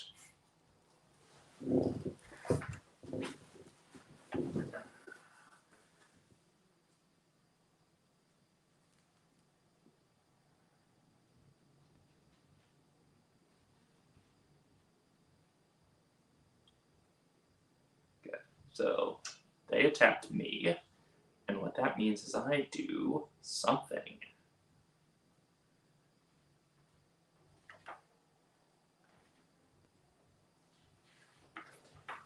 Maybe I should check that other rules reference.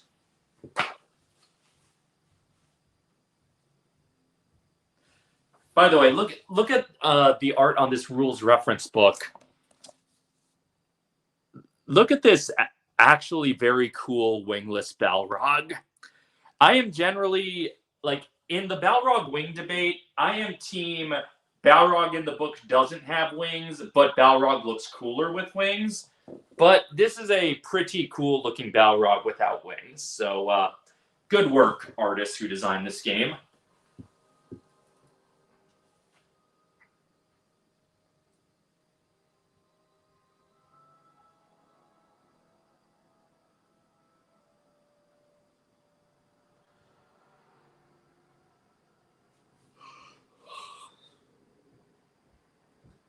Okay.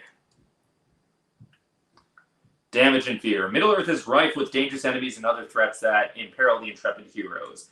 As a result of these threats, the heroes may suffer damage, which is the Jurassic Park 3 logo there, and fear, which is the demon guy. If a hero suffers too much damage or fear, they are on the verge of being defeated and must perform a last stand test to determine if they succumb to the threats of Middle-earth or rally and continue their adventure.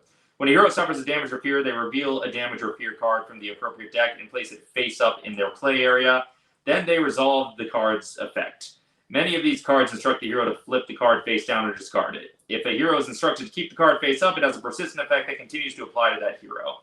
If a hero suffers multiple damage or fear at the same time, they reveal each card one at a time, resolving the card completely before revealing another card. Occasionally, a hero is specifically instructed to suffer face-down damage or fear. When this occurs, the hero places that damage or fear face down next to the hero card without reading the card's text. Okay, so...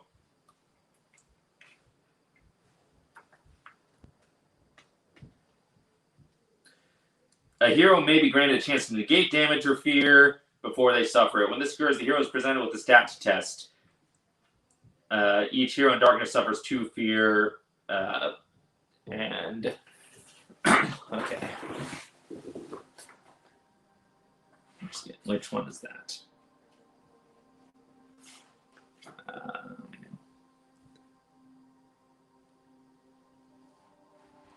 I straight up cannot tell which logo that is.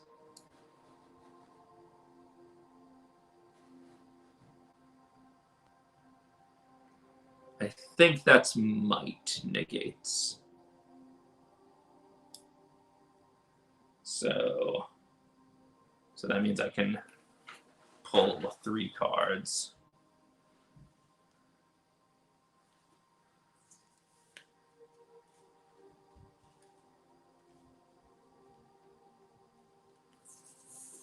And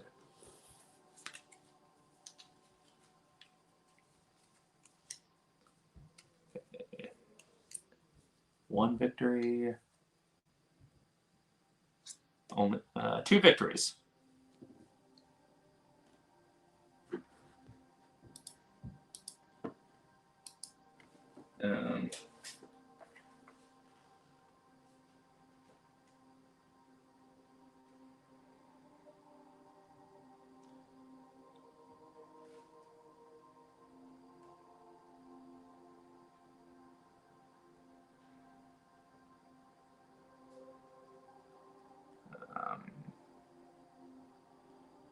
The hero may test the indicated stat. Each success prevents 1 damage or fear.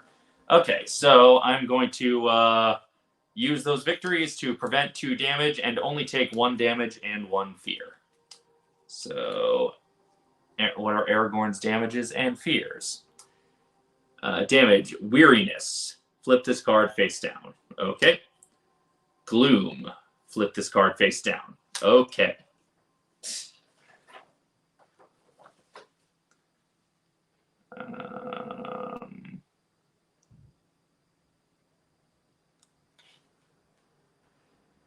So I have 1 damage and 1 fear, and those are Aragorn's limit for each of those is 5. So that's what happened there. Okay, I'm starting to kind of get the hang of this. All right. Well, those were our moves.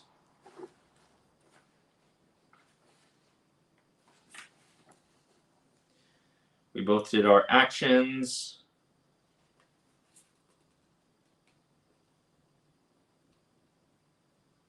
After all heroes have taken a turn, they select the hourglass button in the lower right corner of the app screen to proceed to the shadow place. Shadow phase. And the action phase confirm. Shadow phase. Not to be confused with shadow facts.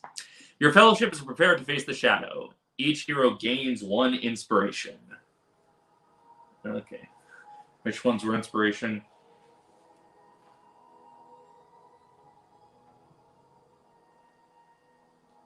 Okay, they were the same as the exploration, but just the other way around. So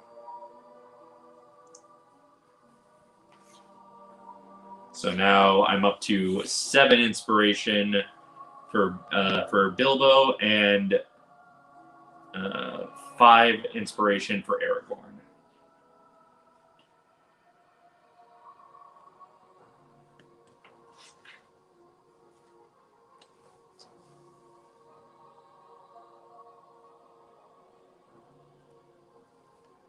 Okay.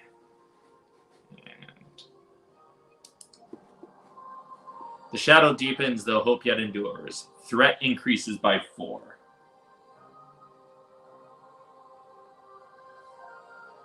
What? Is that a stat you're keeping track of, or is that something I have to do? Ah, gotcha. Threat is represented by the threat bar at the top of the app screen, which fills as threat increases. When threat increases to a threshold, A threat event is activated in the app, and heroes resolve it by following its instructions. Each threshold has a number that indicates the amount of threat required for it to activate. If the threat bar ever fills completely, the game ends and the heroes fail the adventure. Threat increases during each threat step by the following amounts. 2 for each hero playing, 1 for each threat token on the map, 1 for each unexplored tile. Okay, so threat increases by 4. Let's see. Rally phase.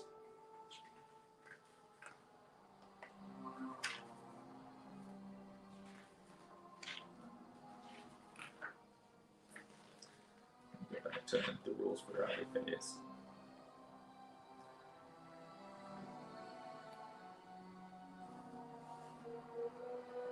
Each hero. After the shadow phase, the app instructs the heroes to plan for the next round. First, each hero resets their skill deck by shuffling their discard pile. I already did that, so into their deck. Then the app instructs the heroes to scout 2. A hero does this by revealing the top 2 cards of their skill deck. Then a hero may prepare one of them by placing it below their hero card. If a card is prepared, the abilities on that card are available to be used. Okay, so that's what scout 2 means. Quiet. Okay. Bilbo's top 2. Time of need. When you test, if you do not reveal any victories, you may discard the skill to convert all the other one to those. That's actually useful. If you would discard hidden... Quiet. If you would discard hidden, you may gain 1 inspiration and discard the skill instead. Hide. After you test, discard to become hidden. Okay. I'm going to go with time of need.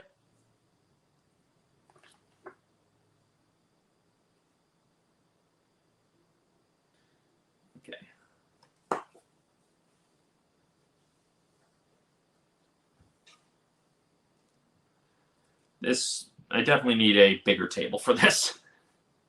Or to figure out a bigger table.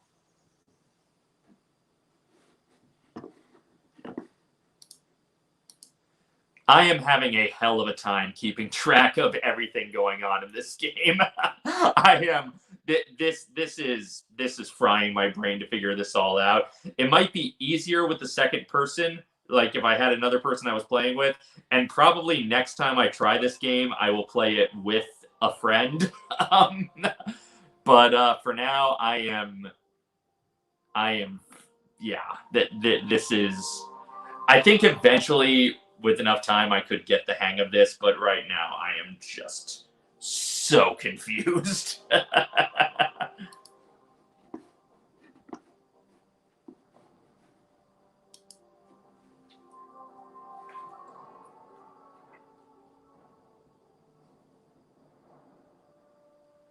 Okay.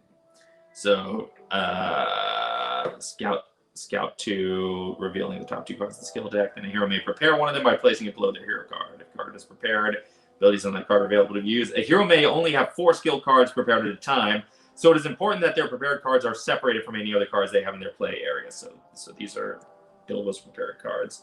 If a hero ever has more than 4 prepared cards, they must discard cards until only 4 prepared cards remain. After choosing whether or not to prepare a card, each hero places their cards that were not prepared on the top or bottom of the deck in any order. By placing useless cards like weaknesses on the bottom of their deck and useful cards such as the cards that have the success icon in the upper left corner on the top of their deck, a hero can help ensure that their upcoming actions have positive outcomes. Okay, so they can... So that's just cheating. Well, this has a success, so I guess I'm putting it at the top of the deck. Okay, and I need to do the same for Aragorn. Let's see. Arrogant, weakness, and honed agility. When you test agility, you may discard the skill to add 1 success. That seems like a cool thing to have, so yeah. And I'm putting that at the bottom. Okay. Action phase.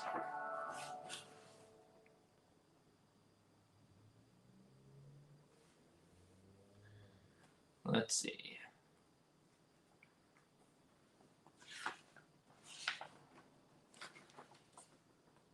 I'm going to have Bilbo explore more, I think.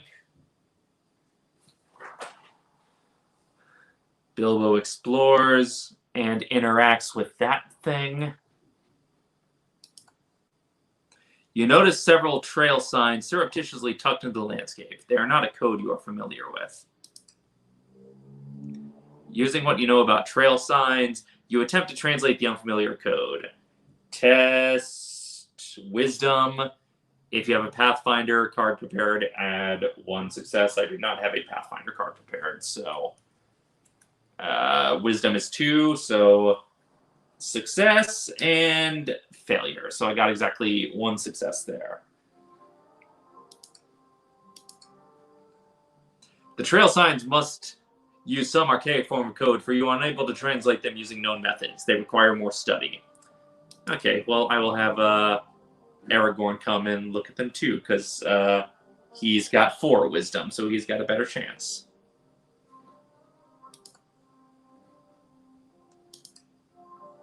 Okay, so Aragorn. Not a success. Not a success. Success. Not a success. So we'll try again next round.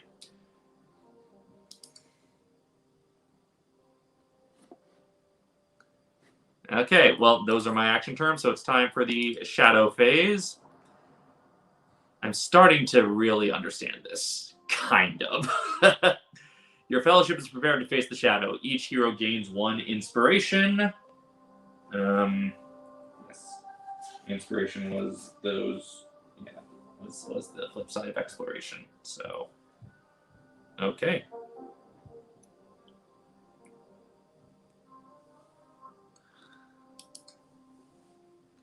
Move to attack Bilbo or closest hero. Well, they're both equally close, so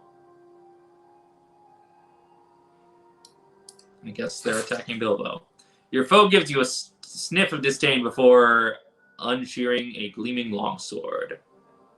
And agility negates. So agility is 3, so I can pull 3 here. Let's see. Not a success. Not a success. Not a success. So, okay. So I got 2 fear and 2 damage, and Bilbo can only take 3 damage. So, weariness and weariness are my 2 damages, and gloom and gloom are my 2 fears. Okay. Your pursuit has been too slow. The last of the bandits escaped, disappearing from sight. Remove the ruffian enemy group from the map. Okay, well. Sudden movement draws your eye. To your surprise, a goblin breaks cover and sprints away, disappearing into a wall of brambles. You follow with haste and find beyond the thicket a wide valley dotted with a few ruins, but no sign of the creature. Okay, well, we're adding 201A down here.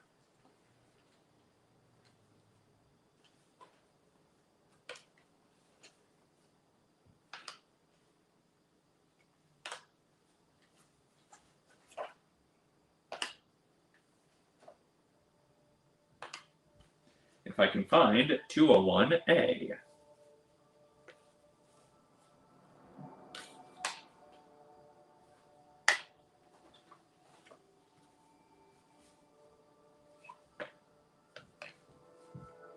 There's 201A.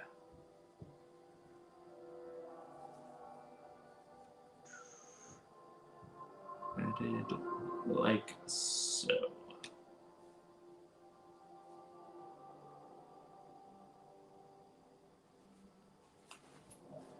Okay. Place tile 200A. Most of this game is just spent finding tiles and placing them. I should keep these tiles, like, When I put this game away, I should store these tiles in numerical order, so next time I play this is easier to figure out.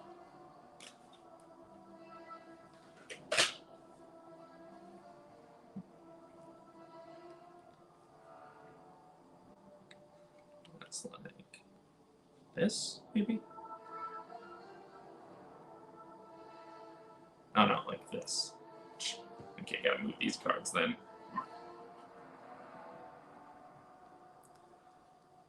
Please don't make me place another tile.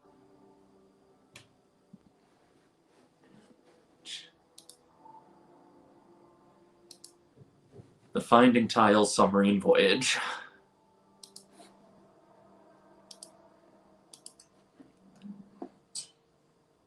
Place exploration tokens, okay.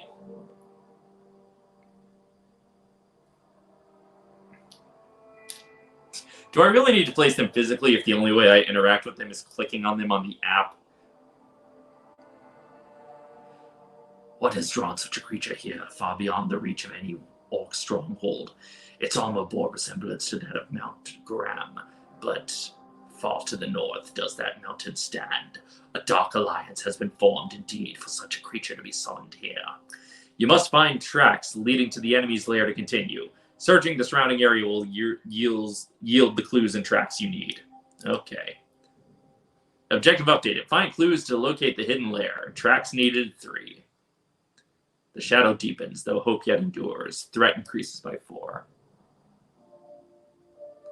Rally phase. Okay, so that's where I reset the deck and scout 2. By the way, I don't know if you can hear it, but the Disneyland fireworks are going off now. One of the perks of living in Anaheim is getting to listen to those fireworks.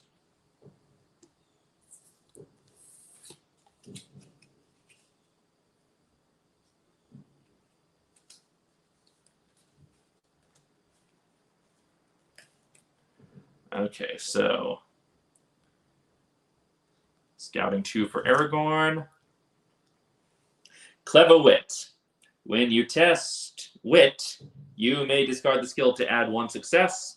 And Time of Need. When you test, if you do not reveal any success, you may discard the skill to convert all failures to success. I used that one for Bilbo. I'm going to give that one to Aragorn too. And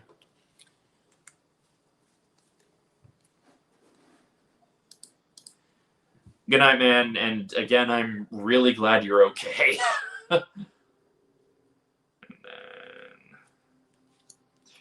then, okay, that's a weakness. And the road goes ever on. Song. During your turn, you may discard the skill for you and each nearby hero to move up to 1 space. Sure, why not?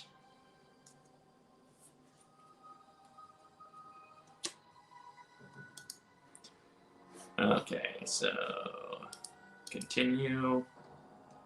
Action phase. All right, Aragorn is going to once again try to read these markings.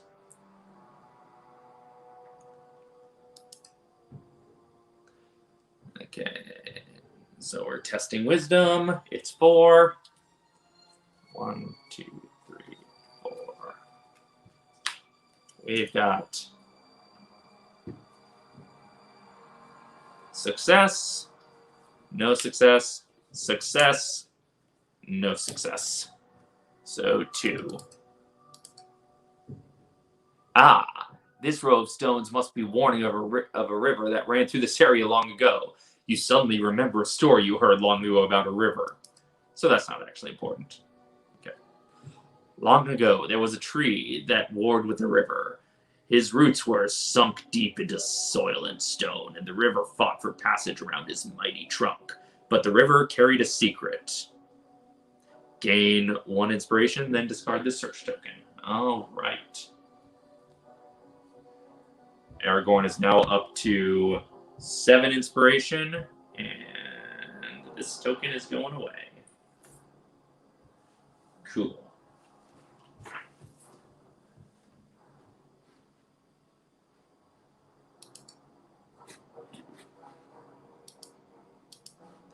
This is where Aragorn must fight off the brain-eating parasites of River Country. There is more to the story, you are sure of it, but you cannot remember the rest just now. I probably could remember the rest if I had rolled higher, or drawn higher, as it were. Okay, so wait. So when I use that... When I do the interaction... I do the... Okay. Interact, and now travel.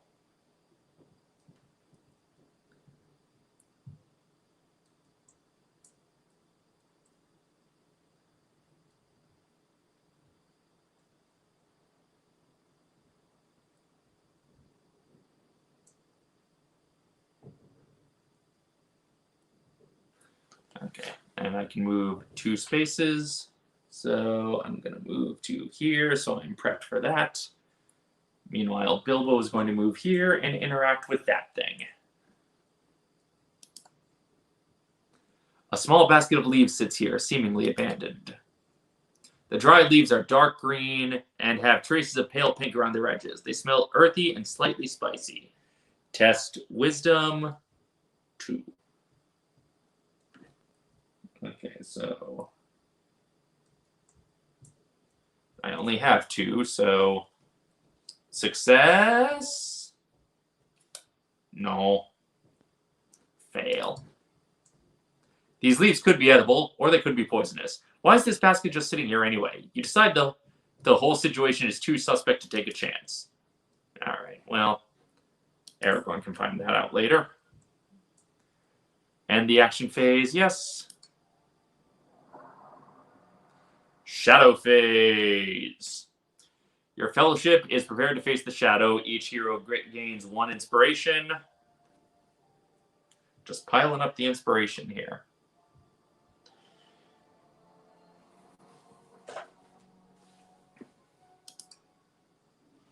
The shadow deepens, though hope yet endures. Threat increases by 4. Rally phase. Okay. Reset the deck. Scout 2.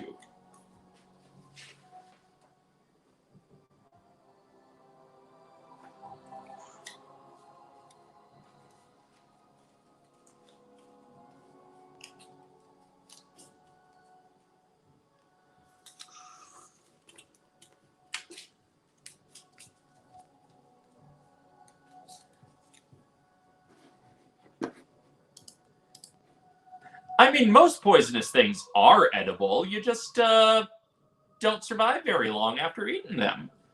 Okay, so Aragorn is drawing 2. Scouting 2. Strider. Tactic. Strike 3. When you attack, discard to add 3 hits. Guard 2. Discard to prevent 2 or... to prevent 2 damage or fear for a hero in your space. Lead the charge. Tactic. After you attack, you may discard the skill to gain 1 inspiration and for a nearby hero to also attack. Strike 2. When you attack, discard to add 2 hits. Let's go with Strider. And Scouting 2 for Bilbo.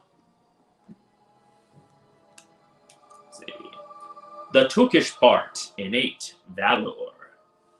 Before you test, you may discard the skill to test Wit instead and gain 1 inspiration. After you test, discard to become hidden. And Simple Desires. At the start of your turn, you may discard the skill to Scout 2, then gain 1 inspiration for each aid, food, or song card in your play area.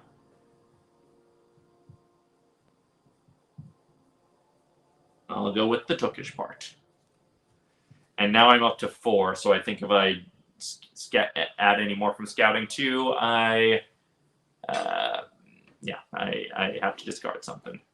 Okay.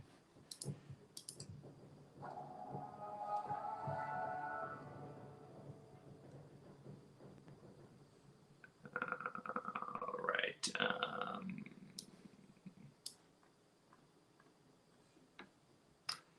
Aragorn's going to go ahead and interact with this one. Overlooking a circle of ancient stones, the ruin of a watch station stands on a lonely hill. Discard the exploration token, gain 1 inspiration. Well, I can just flip over the exploration token to give Strider his inspiration. As your journey continues, there are many opportunities to learn about the rich history of this area. Place a search token as indicated. So that's just right on the same one.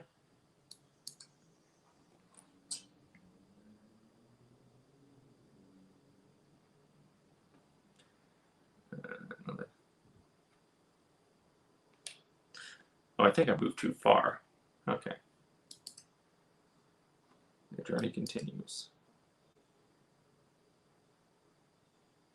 I think these dividing lines count as separate spaces. I've been doing that wrong this whole time. Now I know for the future. Okay. And then... Oh, wait, no. I did do it right because you can move 2 spaces on it. So I'm going to interact with this one now.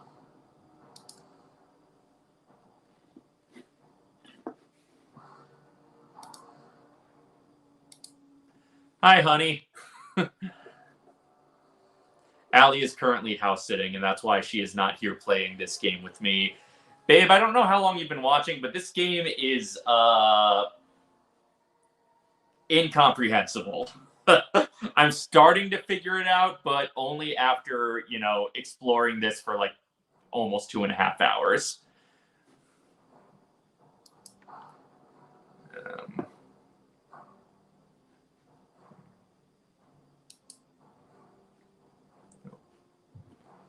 One second.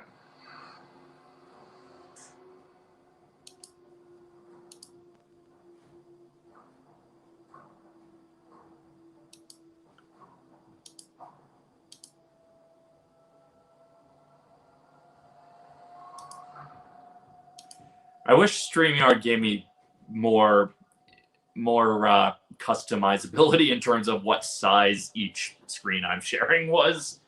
But, hey. Everything else it does, it's much easier than OBS, so, okay.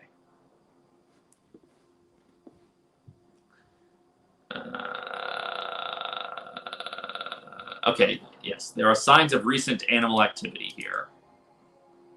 Tiny bones and imprints on the ground mark it as a popular trail for animals. Perhaps there's more to learn here. Test wisdom. If you have a hunter card prepared, add 1. I do not have a hunter, but I will test wisdom, and Aragorn's wisdom is 4, so I draw 4 cards. 1, that's a victory. 2, 3, 4. I got exactly 2 victories from that draw. Or successes, or whatever they're called. Tracks of animals are not useful to your current goals, and you do not spend enough time to learn all they have to offer. Great. Okay. Did I move Bilbo yet? I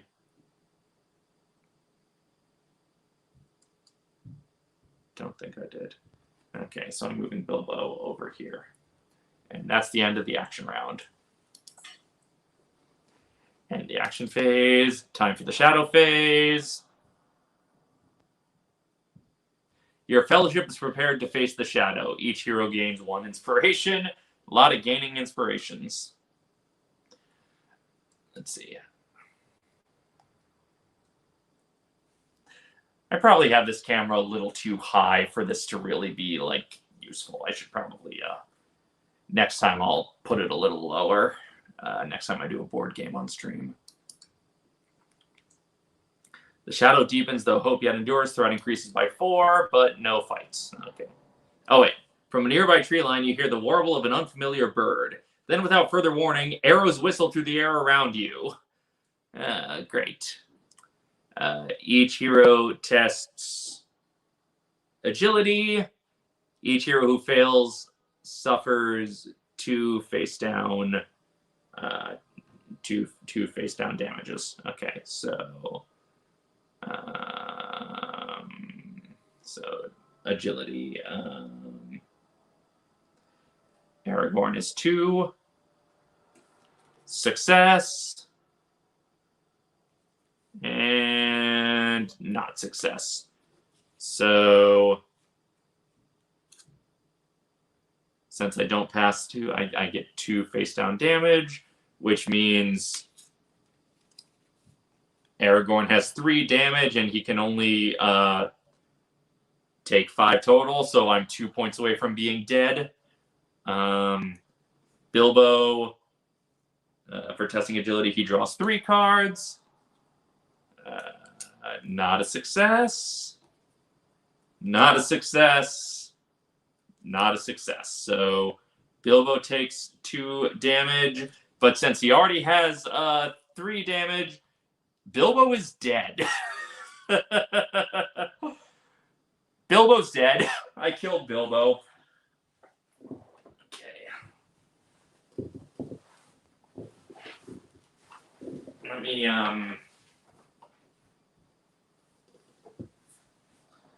see what the rules say about when a character dies. Oh wait, does Bilbo have any things that can negate damage?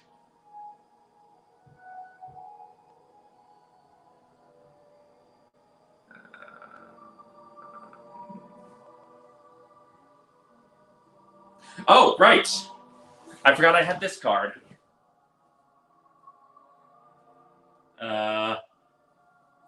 Time of Need. When you test, if you do not reveal any success, you may discard the skill to convert all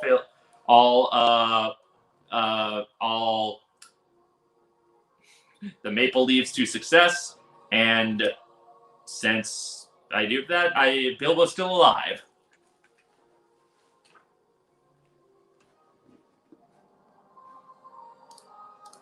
Good news, I didn't kill Bilbo. Bilbo is alive. Also, in this game, Bilbo is young, despite the timeline not actually making any sense. Okay.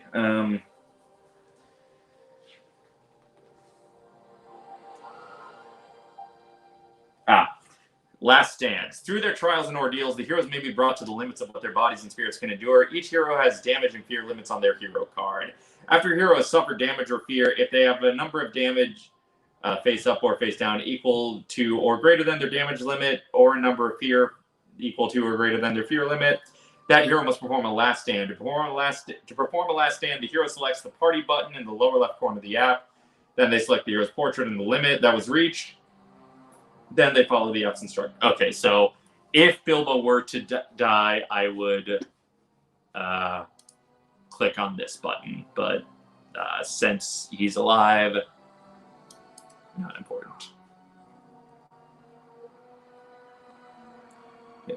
Place 1 ruffian on... one space away from where Bilbo is.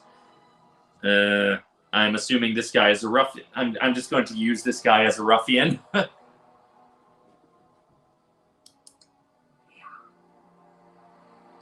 Place 1 Goblin Scout. I'm going to call this guy a Goblin Scout. I see this is telling me what they're supposed to look like, but I don't have time to sort through all these different enemies to find those guys exactly. Rally phase. Each hero resets their deck and then scouts 2.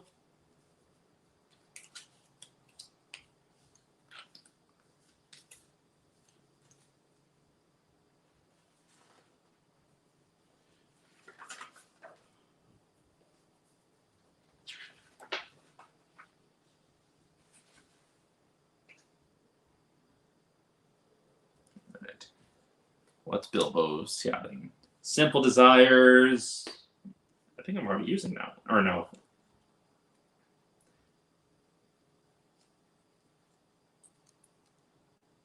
Simple Desires. At the start of your turn, you may discard the skill to scout 2, then gain 1 inspiration for each aid food. No, I already just looked at it. And Honed Agility. When you test agility, you may discard the skill to add 1 success. I'll go with that one. And then for Aragorn, Aragorn already has 4 skills equipped. So if I use one of these, I have to discard one of them. This is so many rules to keep track of. I feel like I need another person not only to play with, but also just I need someone like a banker in Monopoly, someone the designated rule keeper, and they can also be the person who interacts with the app. Then I guess that's just like having a human dungeon master, which the app is supposedly taking the place of. But okay, clever wit. When you test wit, you may discard the skill to add up to 1 success, or Strider, which I already have equipped. So I'm good with what I already have. Okay.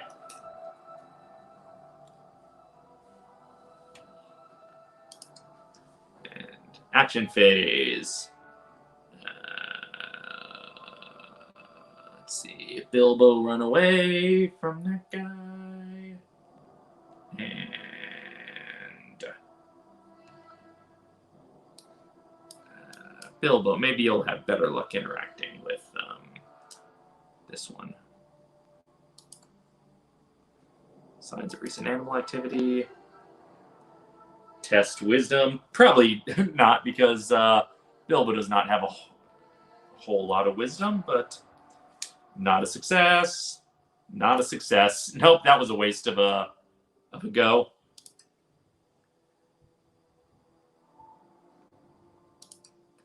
Okay, Aragorn. First check here and interact with this. From this vantage point, you see a pleasing vista of rolling landscape. The land is beautiful. You can see the hills and valleys that... You can see by the hills and valleys that it was shaped in a winding pattern. You are suddenly reminded of a story you heard long ago about a river. Long ago, there was a tree that warred with the river. Didn't we already hear this story? But the river carried a secret. Deep beneath the earth, a tiny spring would wind through rock and soil. Its dripping song could be heard by the river, but not by the tree, who so enjoyed the wind through his branches and would not listen to the earth. Each hero gains 1 inspiration. The ending to the story eludes you for now, but perhaps you'll be reminded of the rest later. Okay, we're just piling up the inspiration here. And then Aragorn gets to move 1 more step, so he'll move here.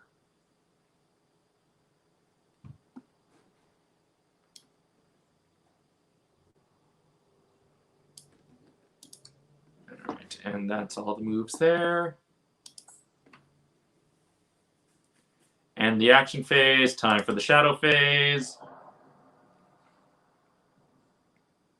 Your fellowship is prepared to face the shadow. Each hero gains 1 inspiration. Move to attack Bilbo or closest hero. How close do they need to be? Is Bilbo far away enough?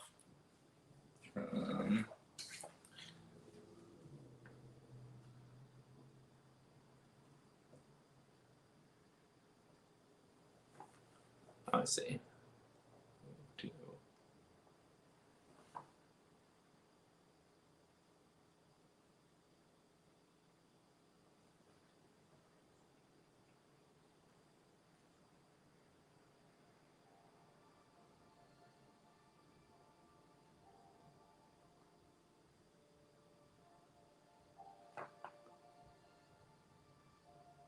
I'm not sure if... Okay. First, the enemy group moves up to the indicated number of spaces toward the targeted hero, taking the shortest path of spaces possible. The enemy group stops when it is in range of that hero. The enemy is in range if it is in the hero space, or if it is in an adjacent space, and it has the ranged icon in its enemy portrait. I do not see the ranged icon in the enemy's portrait. An enemy group cannot get in range of its target, but it can get in range of another hero. That closer hero becomes the new target. So, yeah, no target. Bilbo is safe by being 1 space away. A ruffian is set on hemming you in. move 4 spaces to the closest hero. So the ruffian. 1, 2, 3. Yeah, he's there.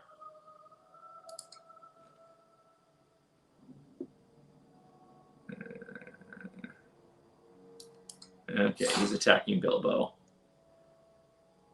Okay, Goblin's dagger slices the air, 2 damage. Negated by agility.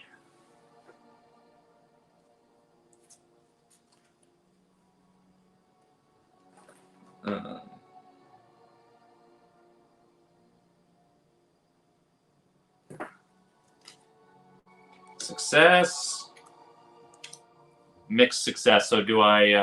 oh yeah, each one negates 1. So I can only take 1 damage, but that means I'm at my limit. So Bilbo needs to take his last stand. So that's the... yeah, the bottom left corner.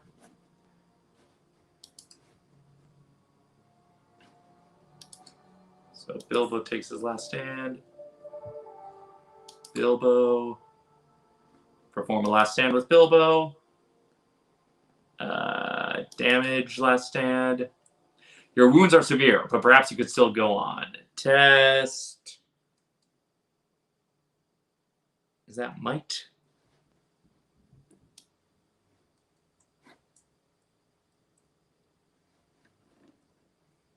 I need to get closer to the screen to see which icon it's telling me to test.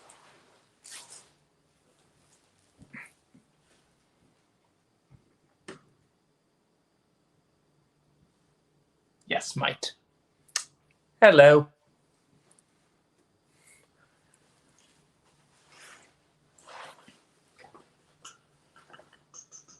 Okay, so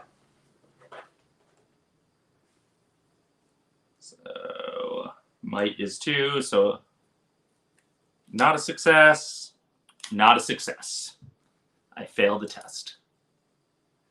You have fallen. Remove your figure from the map. At the start of the next shadow phase, you will fail this adventure. So Bilbo is dead.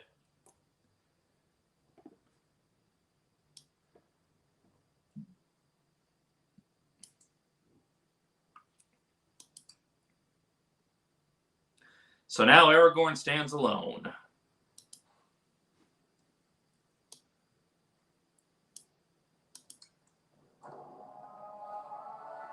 Okay.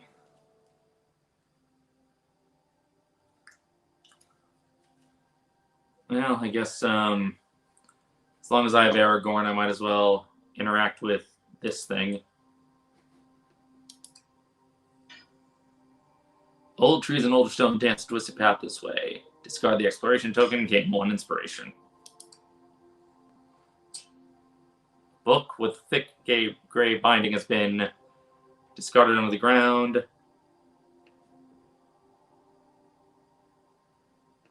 Okay. Well, since that's the space I'm in, I can go ahead and search that.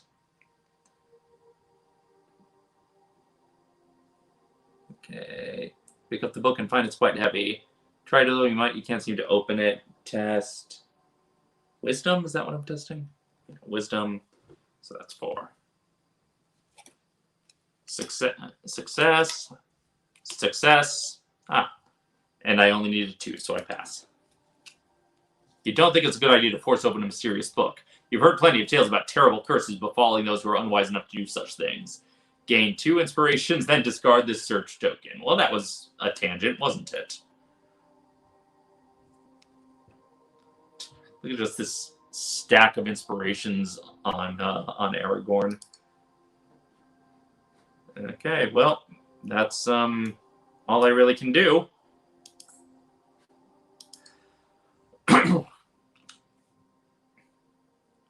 With the forest teeming with enemies, you are forced to give up on the hope of tracking down the thieves before they are warned of your plans to stop them. You'll try again in the morning, when you have recovered your strength. Your enemy has proved more dangerous than you had hoped. Unable to continue your quest, you are forced to regroup and take some rest. After a few hours sleep, you rise and continue your search, and before the morning light, you find the thieves' fort and slip in without their notice. The heroes have failed to catch the thieves by surprise. They will need to face the bandit leader at a disadvantage. Lore increases by 1. Each hero receives 3 experience. Okay, well, I guess that's the end of this. I failed chapter 1 of this game. Like every ring stands on its own. Okay, well,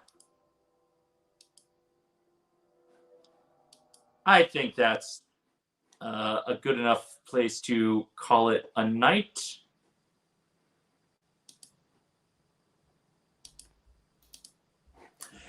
I think that is okay. I'm starting to kind of understand how this all works. It's very confusing. I think I will try things with this game again in the future, but probably with other people, not just by myself. I hope this was enjoyable to anyone because I know a lot of this was dead air as I was just trying to figure out what I was doing. But thank you all for joining me, and join us tomorrow for the premiere of the final video of Tolkien Adaptation Month, at least for this year. Thank you all so much, and I will catch you all later. And yeah, if you guys enjoyed this was partly an experiment to see if I could do live streams with board games. And I think I need to tweak my methods a little bit, but now that I think I've sort of gotten a handle on how this can work and how it works, I should show you all how it works. Is this is the this is how I used to hang my green screen, and now I've just got the phone clamp to it, and that was the top-down camera. But yeah, I think for the future I'll have it a little lower, a little closer to the table, so you can actually see the board a little bit better.